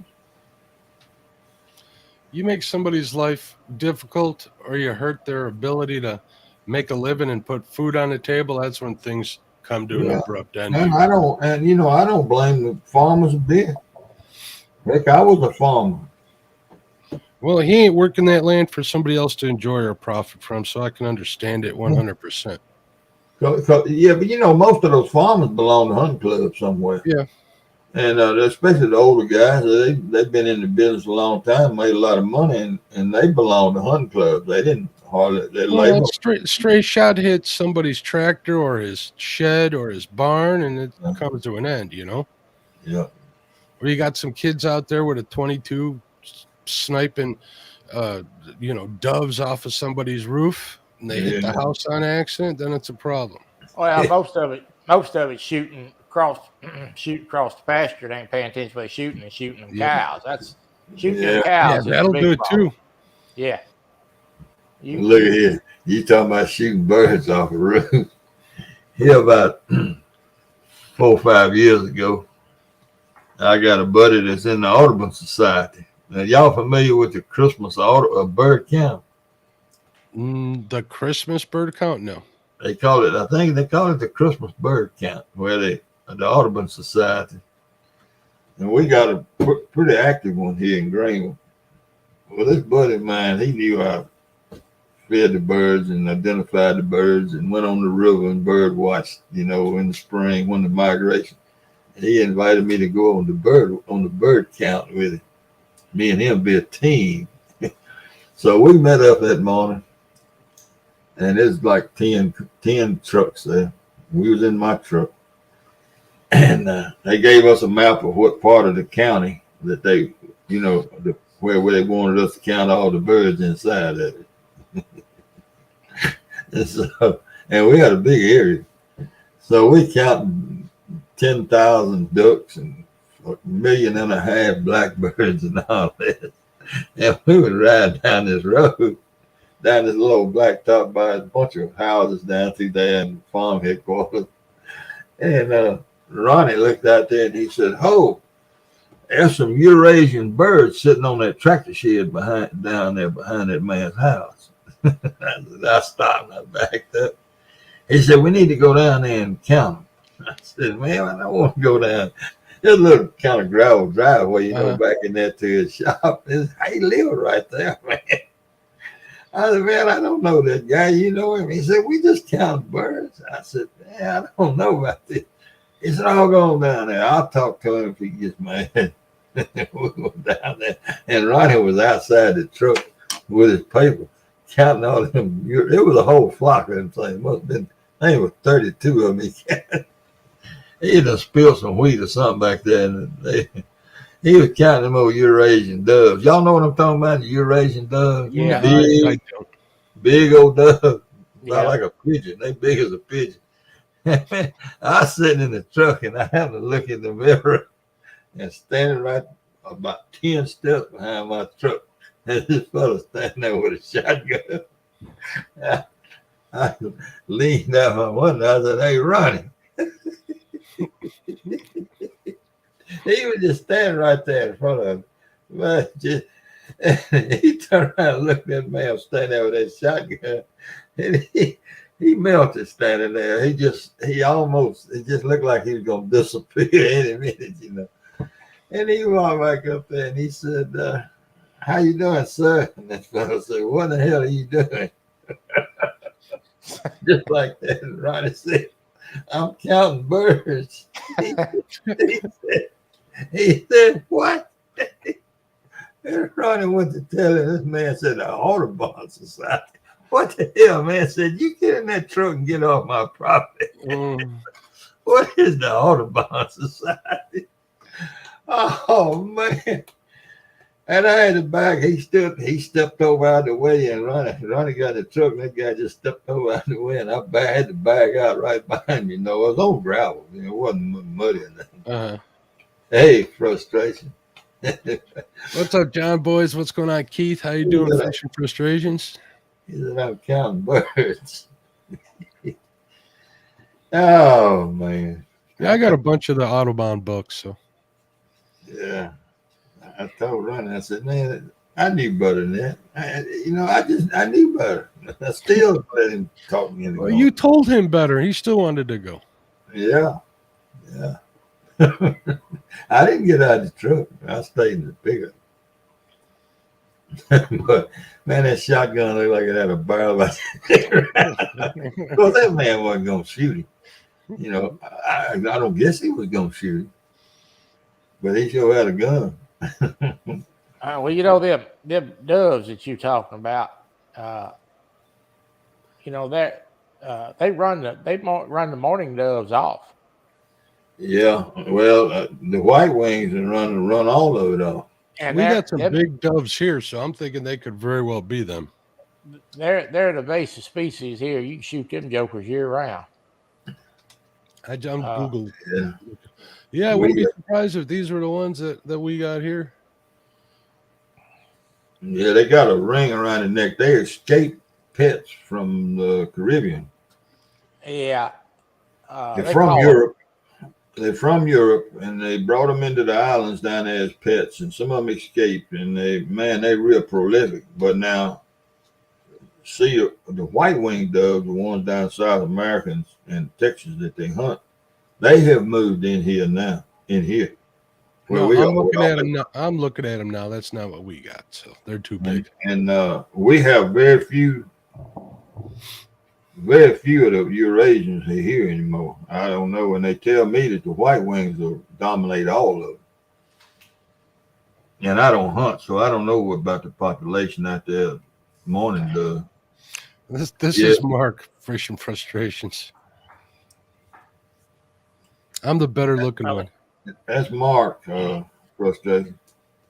Anywhere they go, anywhere they're gonna grow a lot of grain, you're gonna have them birds. Yeah. Except here. Yeah. For some reason, we had a lot of birds down there at the old farm, and I don't know, they just disappeared and never did come back. Hmm. Uh, Yeah, Chuck said I'm bad luck about getting folks run off. Yeah, I done been run off several places that I have permission to be on. I'm trying to not find myself in places I need to be run off of. Well, I knew we were messing up that day, but me and Chuck have been run off twice in places that we thought we had permission. Well, we did have permission. We got run off 2 weeks ago. Oh, yeah. Where were you that you got run off? He's up there in his part of Mississippi metal detecting. Well, you guys were looking for treasure. That can always get you into trouble. Yeah, we looking for the pot of gold, boy. Yeah, sure did. Y'all don't know. Y'all stay off of that property. That's what. Hey, wasn't that the message, Chuck? Y'all stay off of that. Don't go back on that land anymore. I think that's how it went. Oh man. I think I used a metal detector once, and that was just to find the posts on my property line. That was it. Mm-hmm.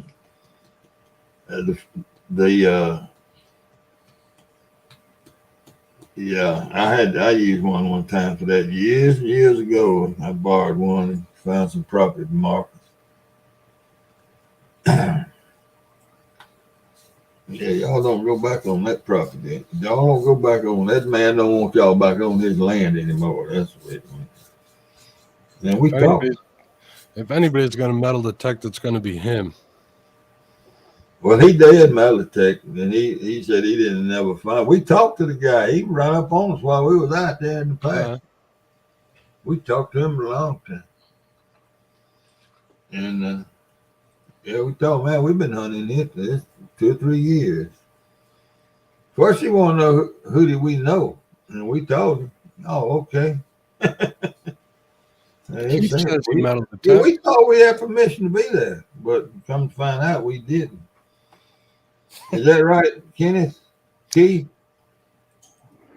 What do you look? You corn shoot, or you look for relics, or you live in the Northeast and look for colonial or Civil War? Where you out west and look for the Indian Wars, or what? What do you like to look for? I guess is what I'm saying. You know, they got that Onyx app now that a lot of hunters use. Yards, coins, and jewelry. Then okay. And there's a piece of property out here in the middle that runs in between a whole bunch of farmlands. It kind of zags through there.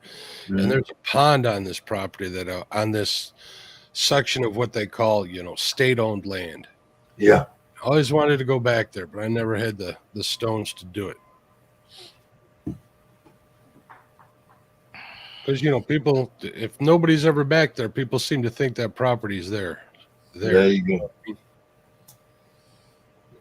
Yeah, permission got revoked. Yeah. Look at Kenneth. Keith, I've been doing it long enough. I'm not going to ask you like what most people what's the first question they ask most people that metal detect? What's the best thing you ever found? It's kind of like, what's your PB when you talk to other catfishermen? Well, at least you can tell them that. But they go, what's the best thing you ever found? That's, man, I no telling how many hundreds of times I've been asked that. So what is the best thing you ever found, Steve? Oh, Lord, I don't know. I got a closet full of, I got that thing. I mean, I got thousands of relics. Okay, take down and coins too. I'm probably right behind you, Kenneth. You have a good one. We'll see, Kenneth. Yeah, we had a 1880 man. Morgan dollar. Yeah, we were hunting on this farm. Me and a buddy of mine were hunting on this farm over in Arkansas, and the man and his the young fella that gave me permission, and his granddaddy pulled up, and they called me over to the truck. Well, the young guy got out and walked over and said, "Granddaddy wants to talk to you, man." So I walked over there. And, hey, how you doing, man? I shook his hand. I knew the man, and he told me where we were. He told me it used to be an old commissary right there, right down there. See that old cupboard, and it was a go in off the blacktop. The cupboard was caved in, and just was no road there, but it just was a cupboard there. And they, cotton started right there by it. He said he's pointing. He said right there. That was the go in. That was the turnoff to go to the commissary. That was a company store, a farm store that was the company owned, the farm, the plantation owned. And he said, you need to hunt. You need to go down there and hunt around and see what you can find. I said, well, I thank you, man. I appreciate that. And they were going somewhere and they left. So I went out there and told Roger, the boy I was hunting with, and about it. And I said, I'm going to go down there and hunt. So I got in the truck and I drove down there and I pulled in on that pull in, and just parked. No, CP, this is over in Arkansas. And I got out of the truck and went in front of the truck with the metal detector swinging. And there was a lot of trash, and I could tell the way it was. I was right there where the old building was. And right by my front passenger door of my truck, I got a real good signal, and I said, that's got to be a beer can. But it was solid, and the numbers didn't change. I mean, it was just right there. And I dug it up, and it was 1880. I believe mine's 1889 or 1885. I got it over there. Morgan silver dollar. Right by the door of my truck. And I said, well, I'll be dog. And I'm right there almost in the blacktop road. And I ran around there a little bit and found a V-nickel and some other coin. Oh, Indian head penny. I found 3 coins right there in that one spot, right there at that, basically on top of just a few feet from that cupboard, right beside my truck. What's something like that worth? Oh, the silver value. Oh, that's it? Yeah, well, see, numismatic people or whatever you call those people, if they know that coin been in the weather, they can look at it with that super duper loop and all and tell, and they automatically deduct what is it. Keith might know. I think it's 50-60% of the value of it. Even if it's in good shape, they knock the fire out of it. No, Chuck. I'm talking about a place over in Arkansas. Them folks got 20,000 acres. I can still hunt that. They got so much land. There's no way for me to ever hunt all of it. Oh, Steve, my wife's in the door giving me a dirty look. She wants something. Uh-oh. All right, folks. I'll probably be back around later. Maybe I'll stop by. Well, I don't know how much longer I'm gonna sit around, but I'm in a good mood, so I may sit here a few minutes. All right. Nice seeing you, Steve. Nice seeing you, Troy. Everybody in chat. I'll be back hopefully soon. If I'm not in too much. Mark. All right, Mark. Thank you for coming by, man. Hey, anytime, man. Yeah. Yeah, environmental damage is what they call it. But if I wasn't so sorry, I'd have been hunting all this week, guys. I'm just sorry. Look in the dictionary under sorry, and there's my picture. I tell you what, it's too cold to do anything here today. I'm not even going to go to the grocery store tomorrow. I'm just going to order them. It's too cold. Let somebody else go do the shopping. Back behind Lake Chico, David, on the backside of Lake Chico. I got permission to hunt most everything back there. And, there's not but about 6 farmers back there, and I got permission on most of them. On Sunnyside Plantation. You know what? You ever heard of Sunnyside Plantation, David? It used to belong to one man back in the 1800s.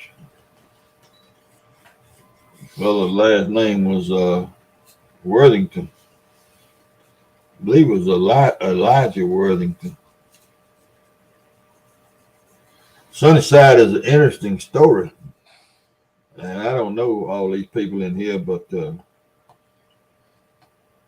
Sunnyside, after the Civil War, hello, Billy.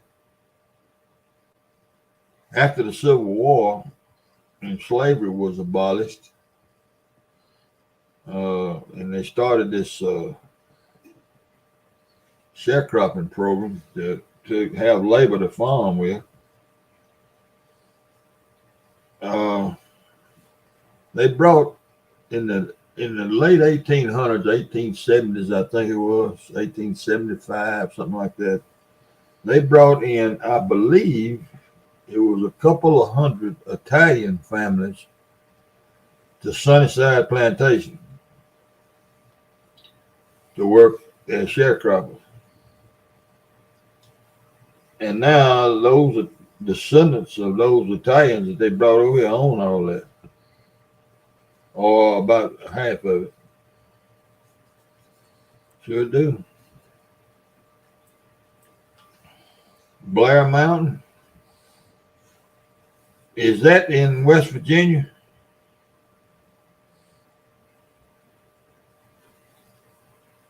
Billy, is that in West Virginia?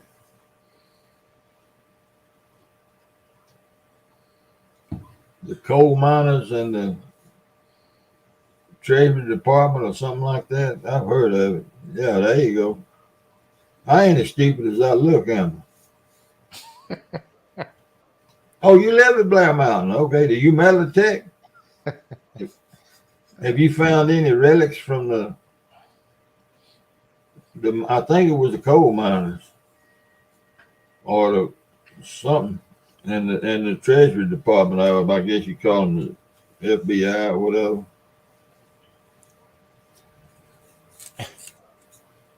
Where the term redneck was created, is that right? You know, I'm surprised, and I just had this thought. I don't know what made me think of it. I guess listening to you talk about metal detecting. I'm surprised that somebody had made a metal detecting video game yet. Oh, I think there are some. Oh, I ain't never seen one. I thought that's maybe not. I thought I'd heard somebody talking about it. But they did you look up that thing I was telling you about the other night, the Detectorist? The what? The Detectorist. Series. I hadn't yet. I've been sitting around here the last 2 days watching football and basketball. Oh, I got 2 games going up on. I got 2 TVs on the wall up here. I got 2 ball games going right now while I'm on here with you. Yeah. Chuck said there is one. CP said there's a metal detecting. Really? Game. That's what he said. I'll have to look into that. Yeah, it's a great hobby. It's fun. It really is. I wish I was a little bit more able. But that digging can get me to work, can't it? Well, it depends on where you are, you know.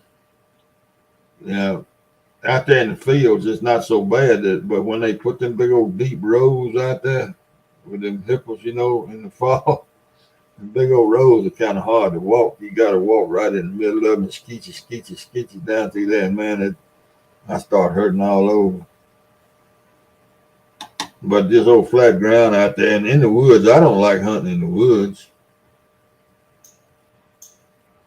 Apart from that, yeah, okay. All right, that's good, Billy.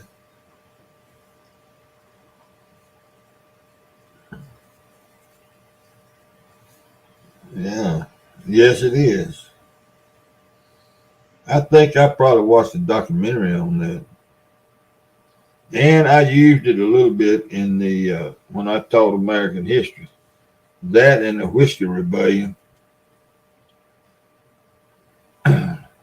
showing government oppression. You know, the Whiskey Rebellion up there in Pennsylvania. That was a that was a that was almost as bad as the Battle of Blair Mountain.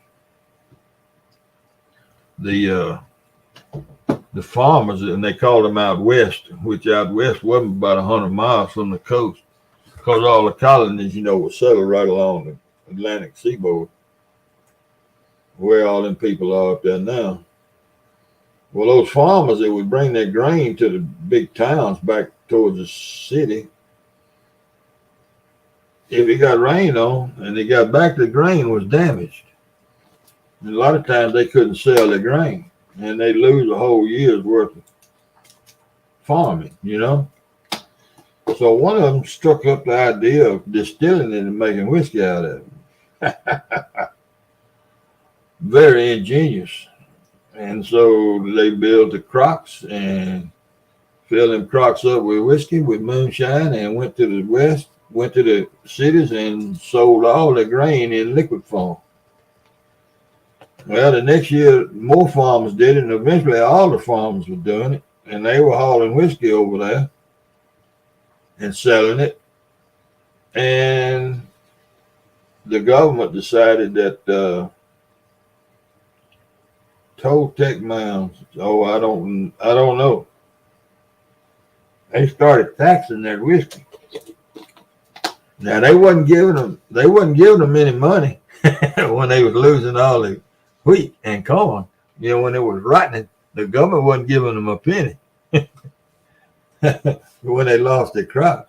But when they started making money out of whiskey and getting rich, getting wealthy, the government wanted, they come running in there wanting to tax them. And well, the farmers said they weren't going to pay them tax.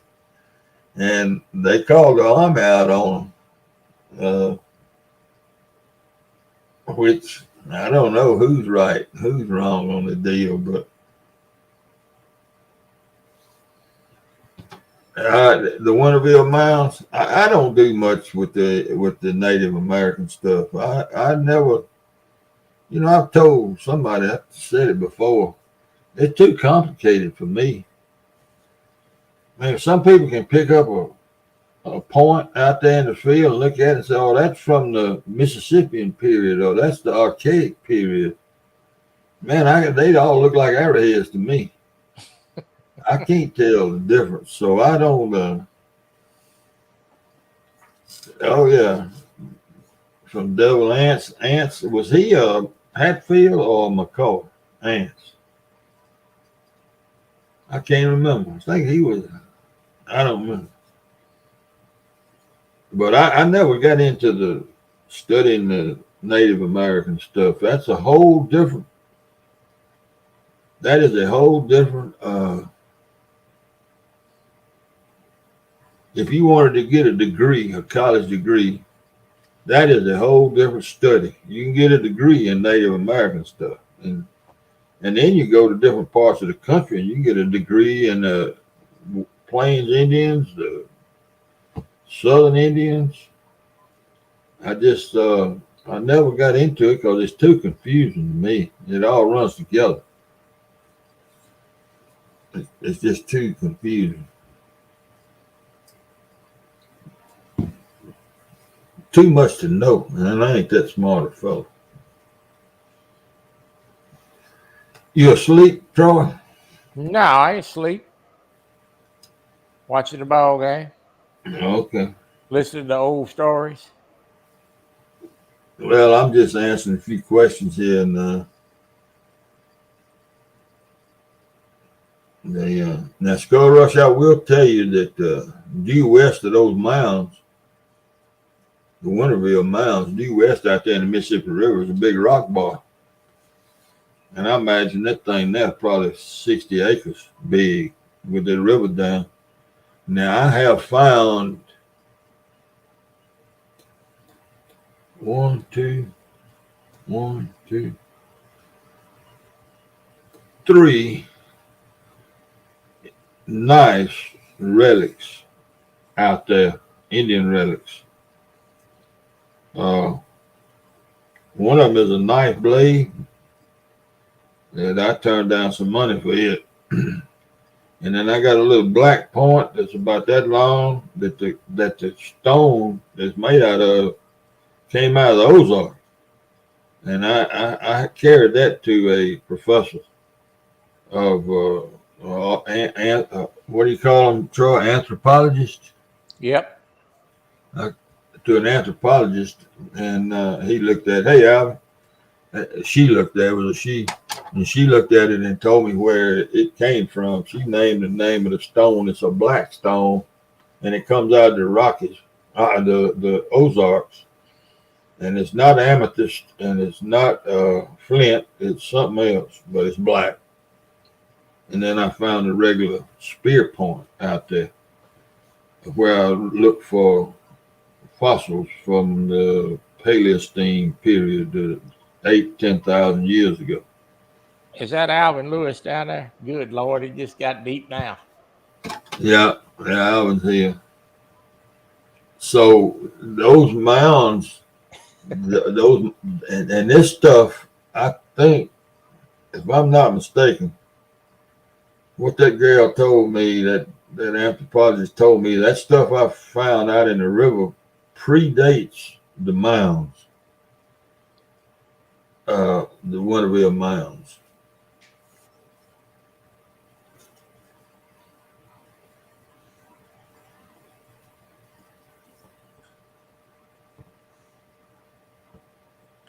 Yeah, they dug into. What tribe was that? Creek? Was that the Creeks, Billy?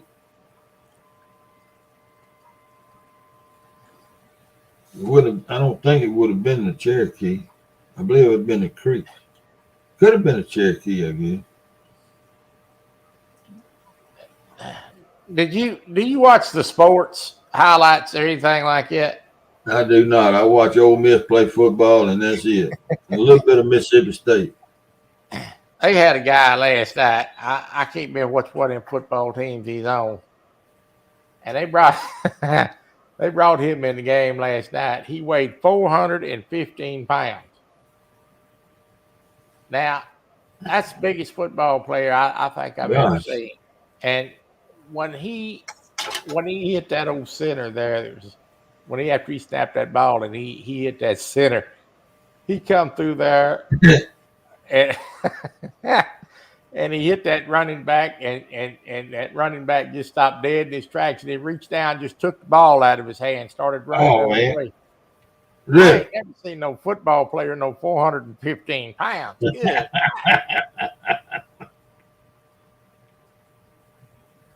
No, man. I'm gonna look this up for this ball. That is one big dude. I'm gonna look it up. Logan the orator, he was a Cayuga, Iroquois. Nations of the Iroquois. He was the Iroquois. Yep. I don't know. That's a rival game. People don't realize how big a rival game that is, David. Who they play tomorrow? Arkansas. Arkansas. Yeah. No, they were Iroquois. Iroquois. Iroquois. Iroquois. Billy. That's probably gonna be a pretty good ball game. Are they playing in Fayetteville or Little Rock. Fayetteville. Golly, did you see the news where Buffalo is just buried under snow? Yeah, we were talking about that earlier. They said could get 4 feet of snow. Yeah. Golly. Yeah, that's so much snow. How do you even move that amount of snow off the road? That's what we were saying. I said that that snow will be here in spring thaw. Because you got to pile it up somewhere. They pile it up right on the side of the road, so they just push them plows, and you'll be going down a tunnel of snow. Yeah. Golly. Because they don't remove it, they just push it to the side. And the teas, I don't remember. I don't remember Chuck, CP.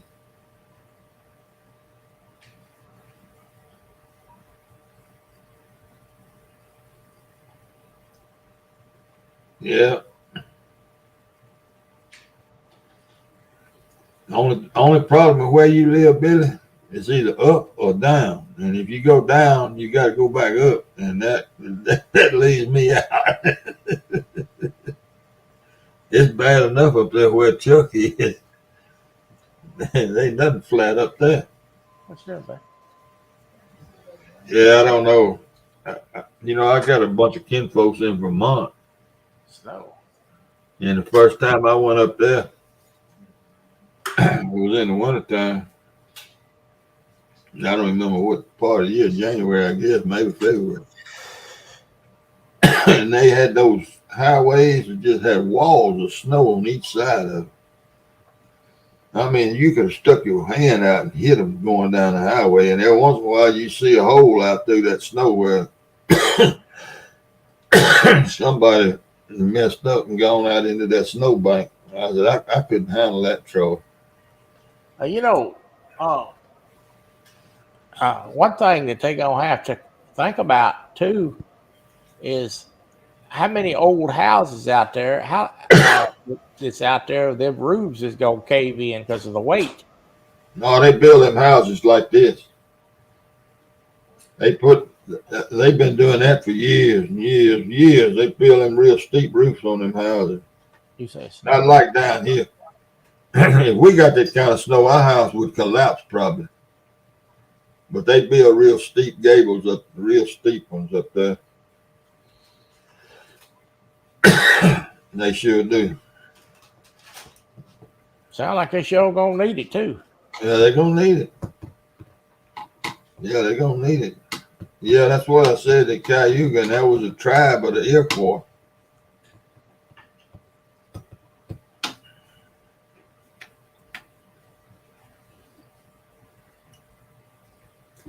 Yep.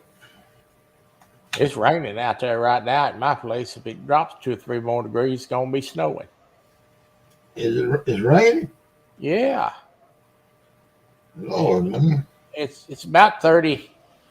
It's about 30. About 34 degrees right now. If it was to drop a little bit more, it's gonna start snowing. It's holding at 38 here. Gonna be 29 tomorrow night though, and 29 Sunday night. I don't think it's gonna get above 45 tomorrow here. 47 is our high. I want to go metal detecting, but I just something about going in the afternoon just don't do much for me. Well, I can tell you this. I ain't going to the grocery store tomorrow. I'll pay somebody else to go do it. There you go. They probably deliver, won't they? Yeah, they deliver. It costs you, more, but I ain't getting out there in that mess. No. No, indeed. Rob Fox said he grew up in Minnesota. 4 feet was normal. Yeah. 4 feet of snow in Texas and Mississippi, and that's it. You get 4 feet of snow here, and that's you get 8 inches of snow here, and the whole place shuts down. Yeah, the whole state. Yeah, Mississippi shuts down at 4 inches. At 2 inches, Mississippi shuts down if it's frozen. If it stays below freezing, because it thaws out, and then the next day it's all ice. Heck yeah, man. Yeah, we shut down 2 inches. last time it snowed here, I was out of water for 12 days and I had electricity for 5. Yeah, you got a generator? Not in an apartment complex. Oh Lord, I got can tell you gas. this, next time that they say it's going to do that, we leave it. Yeah, that's exactly right. We had an ice storm here in I forget what year it was, 94, 94, 93, 94. We stayed out of power 7 days and out of water 5. And I told my wife after that, I said, if we ever have another one, we head south. I said, as soon as I see the first leaf start freezing out there on that tree and that first limb glittering, I said, we gone. I said, I can't do that. No, I ain't but 2 hours from Oklahoma now. Oklahoma up there, they don't lose electricity up there much. But they down here, if it ices over or snows down here, everything goes out. Of course, all this heat in these apartments is electric heat, and when that went out, well, everything froze up. It busted pipes all over this. Oh man! Yeah, it didn't get mine, but all around me it busted and water run all in the apartments, and they had, I think they spent $1 million fixing it. Well, what'd you do for heat? Laid in the bed under 5 blankets. That's all you could. No gas. Ain't no gas. No, ain't no gas in these apartments. Now, I went and bought some wood, a little bit of wood this time, and put it up. But see, when I heard that was going to happen, I told my wife, I said, we need to go to the store. I want to go get some stuff. She's like, well, what are we going to get? I said, stuff in case the lights go out, we can eat hot food. So I went down and got some of those little cans of fuel, you light them and they burn. Sterno. Yeah, and I got some of those, and I got some soup and some, some Spam and some stuff like that. Well, because we got an electric stove, and I got to tell you, when you freeze it to death, and a can of stew tastes pretty good, hot can of stew. Oh, I tell you, I guarantee it does. So, and I got instant coffee and made coffee, and I get up and we get out of the bed for a little while, but you couldn't. We had to go back in the bed to get warmed up. Okay. Well, I ain't doing that again. No. It starts talking about that again. I told my wife we're gonna pack up and leave here and come back. If it's still here, it's still here. If it ain't, we'll collect the insurance on it and leave. Yeah. Well, we had some gas logs when we had that ice storm. We drug a mattress off the bed out there and put it in front of the gas logs. It's on a 20 by 20 patio with glassed in patio. And that's where we stayed the whole time. But I had a little Honda generator, not a big one. But I had 3 or 4 big old aquariums at that time. Well, them so-called logs they got it. You buy what they call a heating log. It's supposed to be good as wood. Nah, don't waste your money on that stuff. The only thing that thing's good for is lighting a fire. I had a fireplace and I did light one of them. You didn't get no heat off of that. Yeah. Lord, look at these degrees. Indiana Chris is at 19. Colorado, Chris Everett in Colorado is at 11. Golly. Rob's at 21 in Ohio. Alvin's Y'all keep that up there. I don't bring that down here on me. Alvin's 25 in Nevada.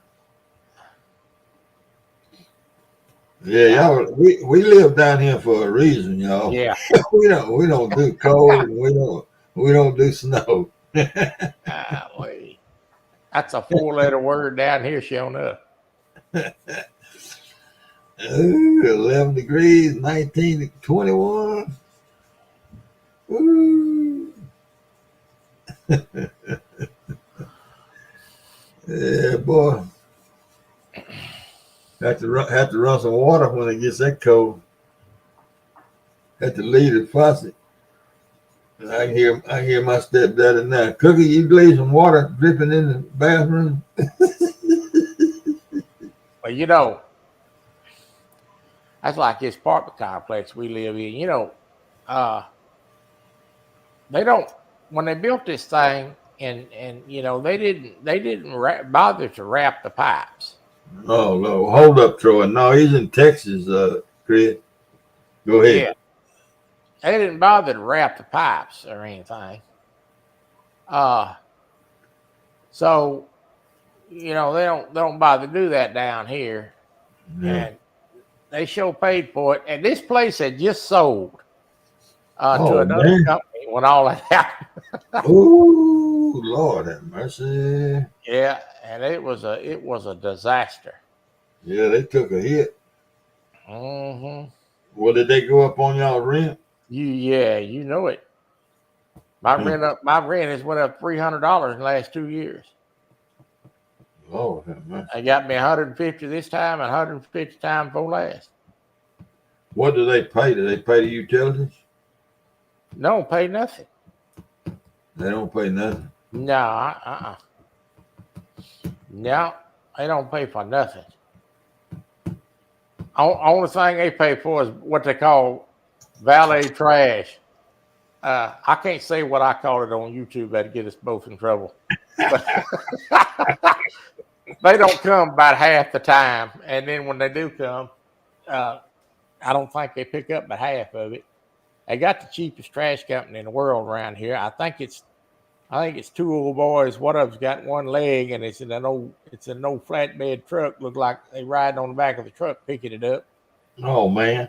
Yeah, and the and the yard people, they come on Tuesday, and that guy out there that drives that lawnmower, he drives it so doggone fast at cutting that grass, and that's why that grass looks so terrible. You know, you can't drive 100 miles an hour and mow the grass decent. No, they just blowing it. Yeah. So.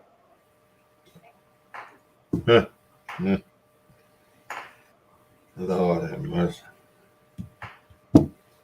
Yeah. Yeah. But it did. All them pipes busted. Boy, they had to tear the walls out of this place. They stripped it plumb down to they even took the studs out of it. Really? They left the braces. They left the braces in it, but they had to take all the studs and everything out of it. They had to totally rebuild it. I'll be doggone. Well, and you trying to sleep and all that with all that going on. It's my dog. Them dogs, and they had a fit, boy, every time somebody strike a nail. Mm-hmm. I told my wife, I said, we ain't going through that again. We leaving. You ever get your tractor going again? Let me see now. What tractor is that now, Chris?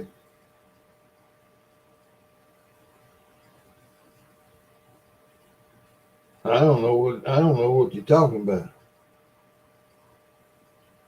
A lawnmower? What's he talking about? A tractor? Do you have a tractor? No, I don't own a tractor. Thought you riding more. Oh yeah, well, you talking about from other night when I was talking about the oil leak with that boy from Missouri or wherever he was from. Yeah, no, it's still running. From the last time I fixed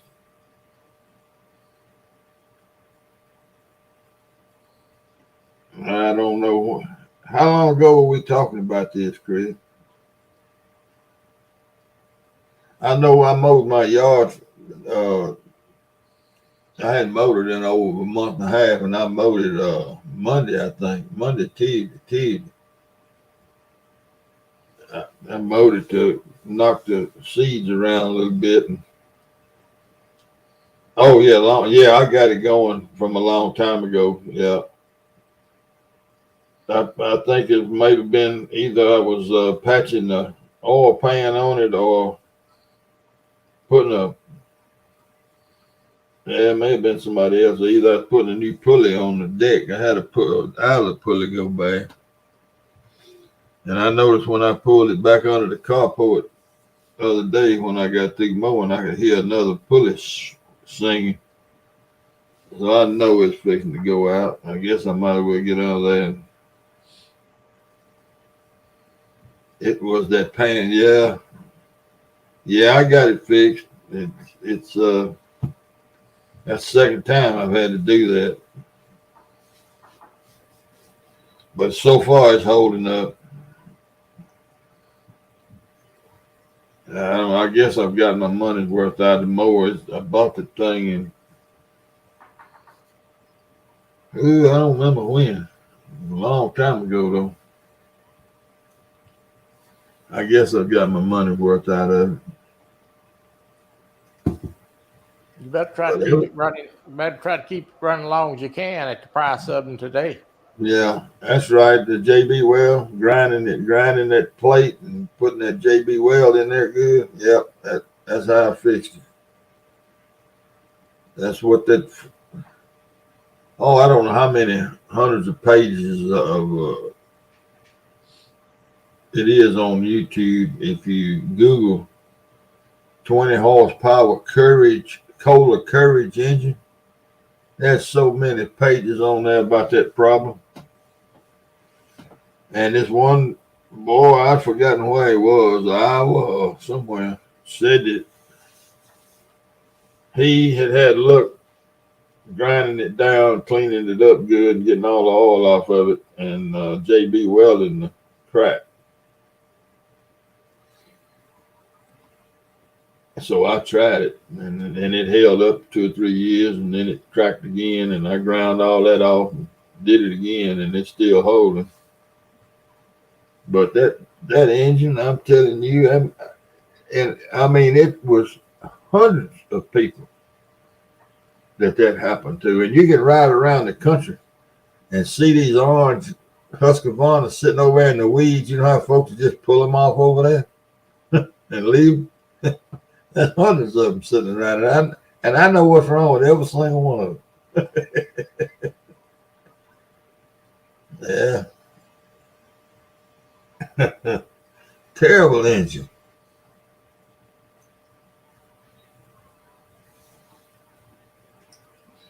But if it goes again, I don't know what I'll do. I don't know if I'll spend the time to try to fix it again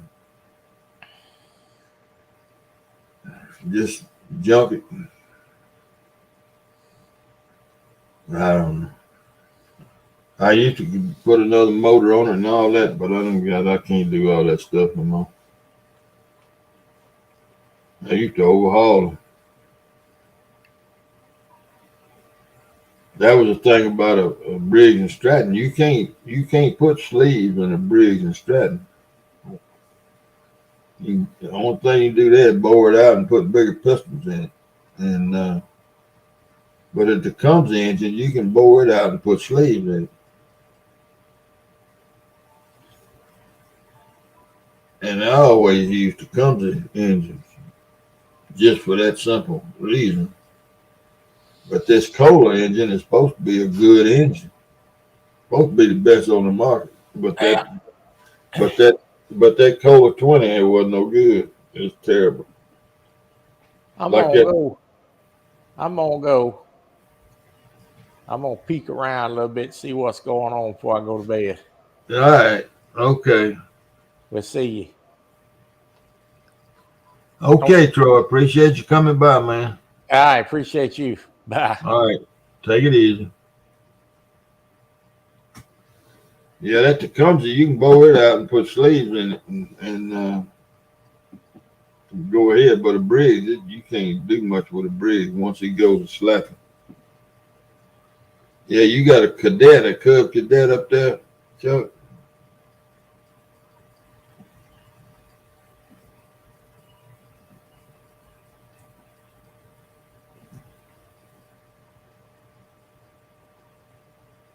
Yeah, Chuck got a Cub cadet sitting up there. And I know that thing will mow. It'll mow bricks and vines and tree stumps. Johnson grass waist high.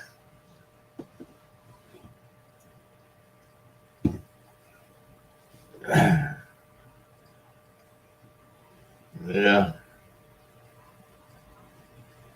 I tell you, that Husqvarna been a good mower for everything but that engine. That boy, I forget that boy's name, but he's a small engine player. He got a small engine repair shop somewhere north. And he said that Kohler engine wasn't even good for a boat anchor. I asked him on here the other night when I was lying. And I sure got taken on that. Kohler didn't stand behind him either. That's a bad thing.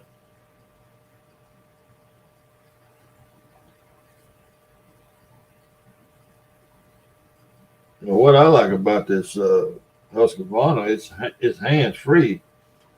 Everything works off your foot, and yeah, it's the command or commander. That's what I like about the Husqvarna. The forward and reverse is on you use your foot, your right foot, and you don't have to. You know, only thing you do with your hand is raise the deck up and down.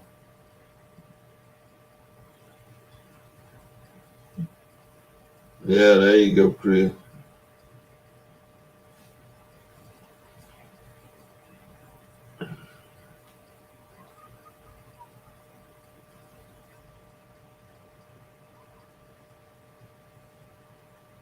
All right. What horsepower is it, Chuck?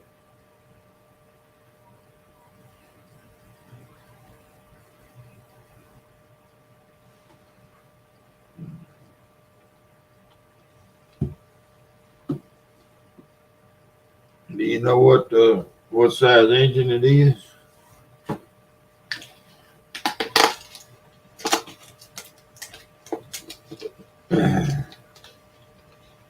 I, 23. That'd be fine. I think if this one plays out, I think I'm gonna buy me a 50-inch zero turn and mow about 5 minutes a week.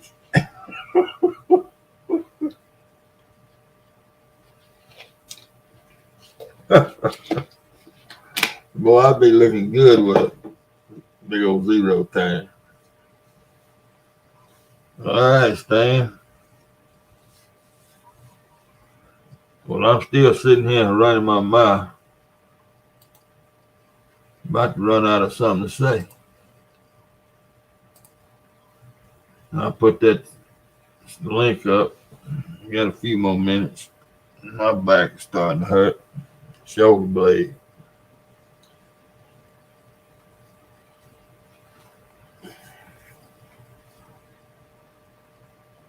Chris, don't call him Chuck. Call him CP. Just put CP. That's a lot easier. CP. A Spartan is a Spartan a lawnmower or an engine?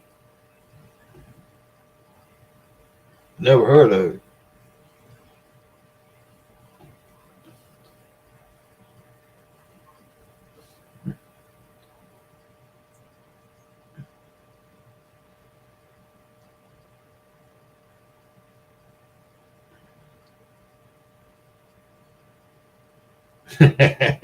Yeah, I know. No, I don't need no 0 turn. I'm thinking about adding 3 feet to my garden.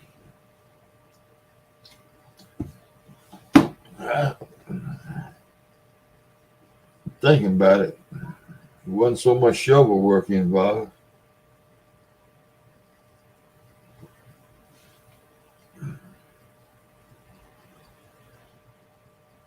Yeah, that'd be pretty good to have it 3 feet wider. Yeah, what? Oh, a guy. Oh, yeah, I got you. Oh, yeah, okay. Yeah, we had a big, when I was still coaching and all, we had a big 0 turn John Deere down at the school. Man, I love driving that thing. It was one of them nice ones from the John Deere place. Yeah, I know it. I think it'd really be wise if I did increase the size of my garden a little bit. Because I 20 push more. Yeah, buddy. Yeah. My first mowing job was with one of them. It went, you pull it back. Them real mowers about that wide. It wasn't a matter of hours, it was days.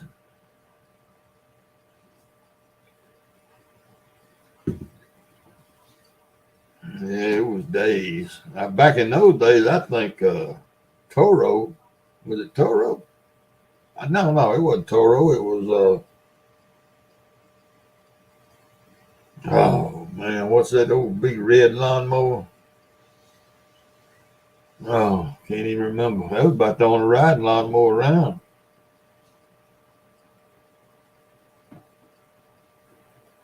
Still mowing good. There you go. There you go. Yeah, some of those mowers. No, not snapper, not wheel horse. Gosh, Yazoo. Them old Yazoo lawnmower. That was about the only riding mower around when I was coming along that I ever saw. An old Yazoo. Solid iron, man. Them thing weighed a ton.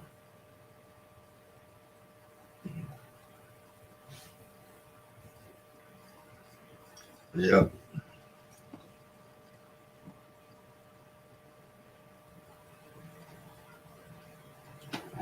Hey, yeah, Kelly.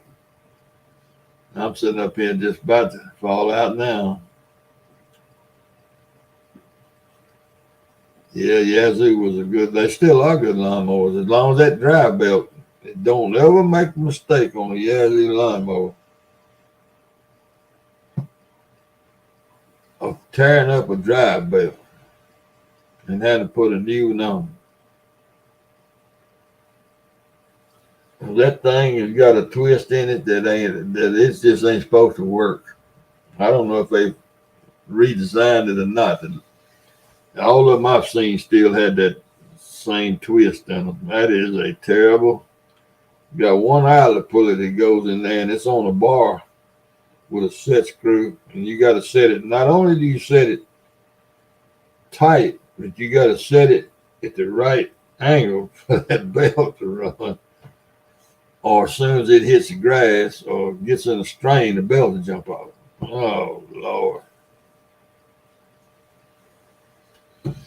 We had one on the farm and mowed a yard with. We had a big old yard. And, well, some of them folks out there thought that thing would be good to mow around the tests, the studies, and all. And they messed it up, and I had to put a new drive belt on, and I never got that thing right again. And I told them, I told the big boss then, I said, the next time I see that mower down in the field and it tears up, one of y'all can fix it, because I ain't going to do it. And you can go and write that down and put it in my folder. Because that's a lawnmower, not a farm mower. Lawnmower.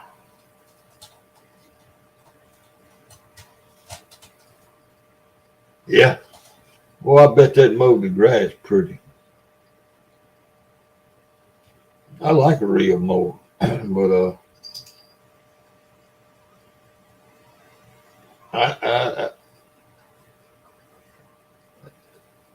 yeah, I like the yards. And look, you know, that's what they mow golf courses and football fields and all that with is a real mower. And they do a beautiful job.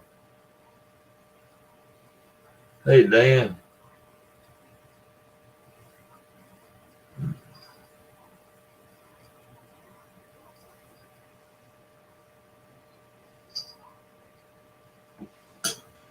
Lucky. Now, look. You calm down. Yeah, real mowers. Somebody get that, whatever it is.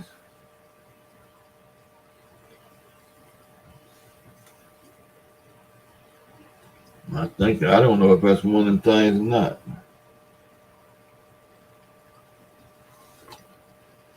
Yeah. Well, a few minutes, old Lance will be kicking in.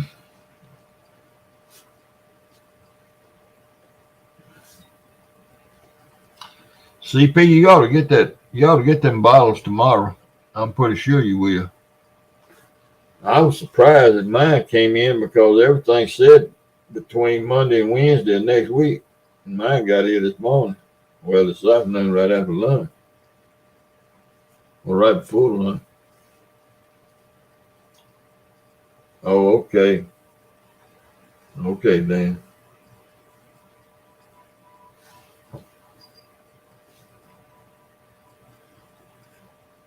A 0-ton reel mower. How about that? All right, pass your physical. That's good.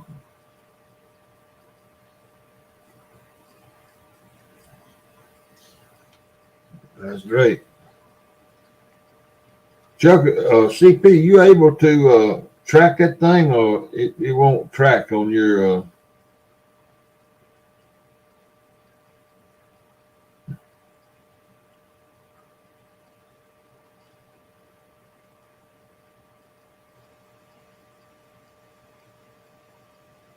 Right. All right, CP, listen to this. No, I'm not trying to burn you up.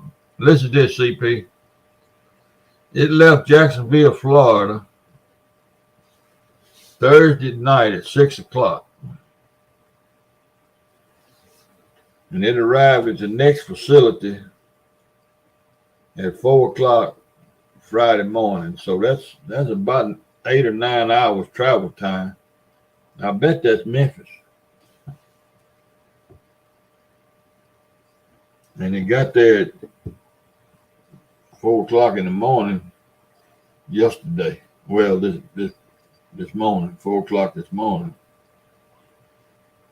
So I bet it's in Memphis, 9 hours. Surely it can drive from Jacksonville to Memphis in 9 hours.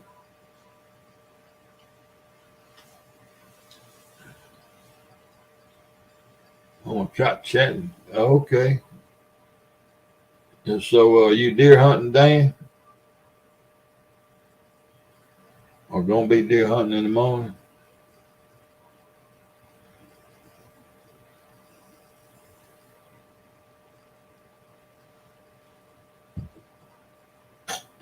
Hey, boy. You getting restless? You ready to go to bed? Is that what you saying? Huh? You getting ready to go to bed? Don't you jump on me.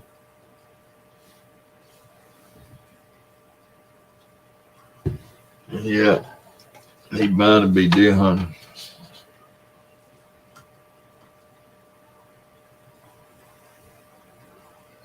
Hmm.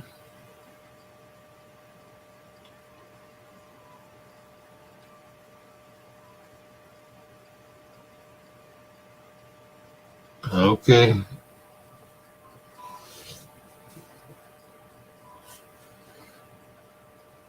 Yeah.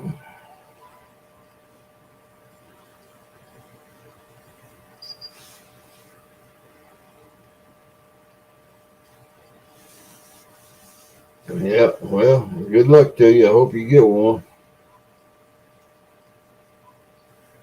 We ate all the venison we had last week. We out of it. Don't have a single piece.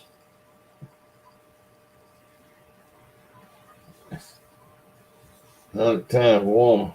Yeah.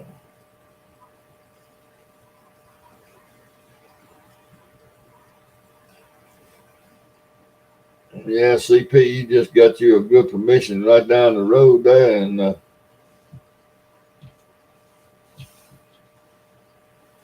got plenty of deer. I even thought about coming up there and trying to kill one. Yeah, man, maybe a hog. Yeah.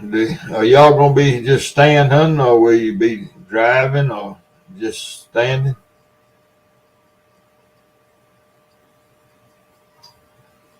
And that's one wild game that I do not eat, Stan. Fried is about the only way I can eat it.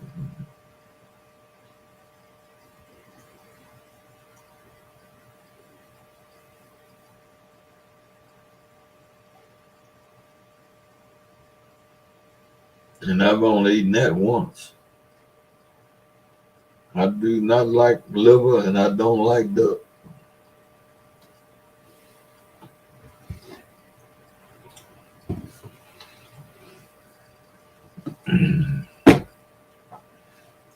My wife loves it, both of them, liver and duck.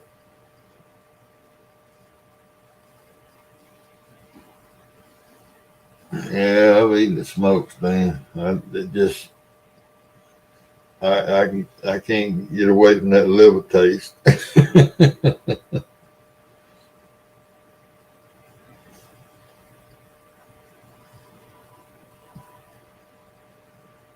Yard, but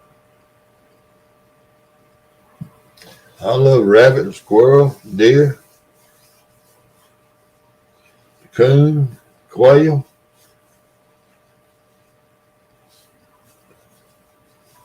But I just never been too much on ducks.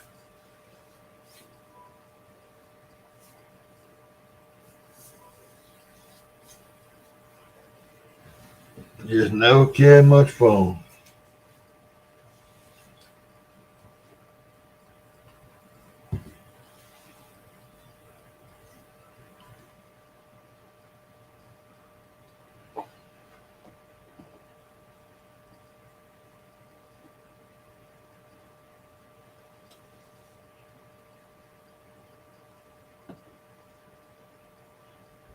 Yeah, you said that.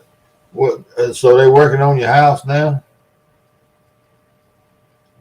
Did they finally settle up with you, David, or how did all that turn out?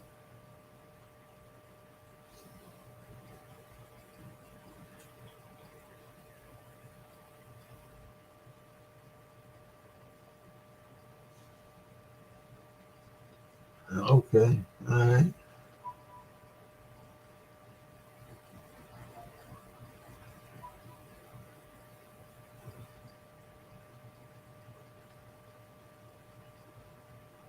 There you go. Ostrich. Yeah.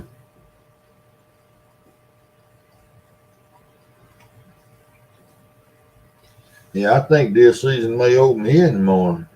Well, most of the lotus season been open down here, though. Primitive weapon, I think. Heck, I don't know. I don't keep up with it anymore.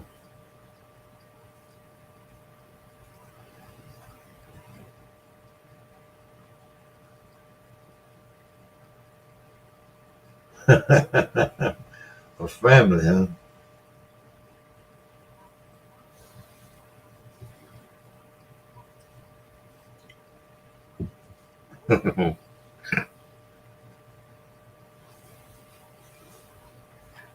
Well, I almost bought a pair of ostrich skin boots one time. Almost, I said.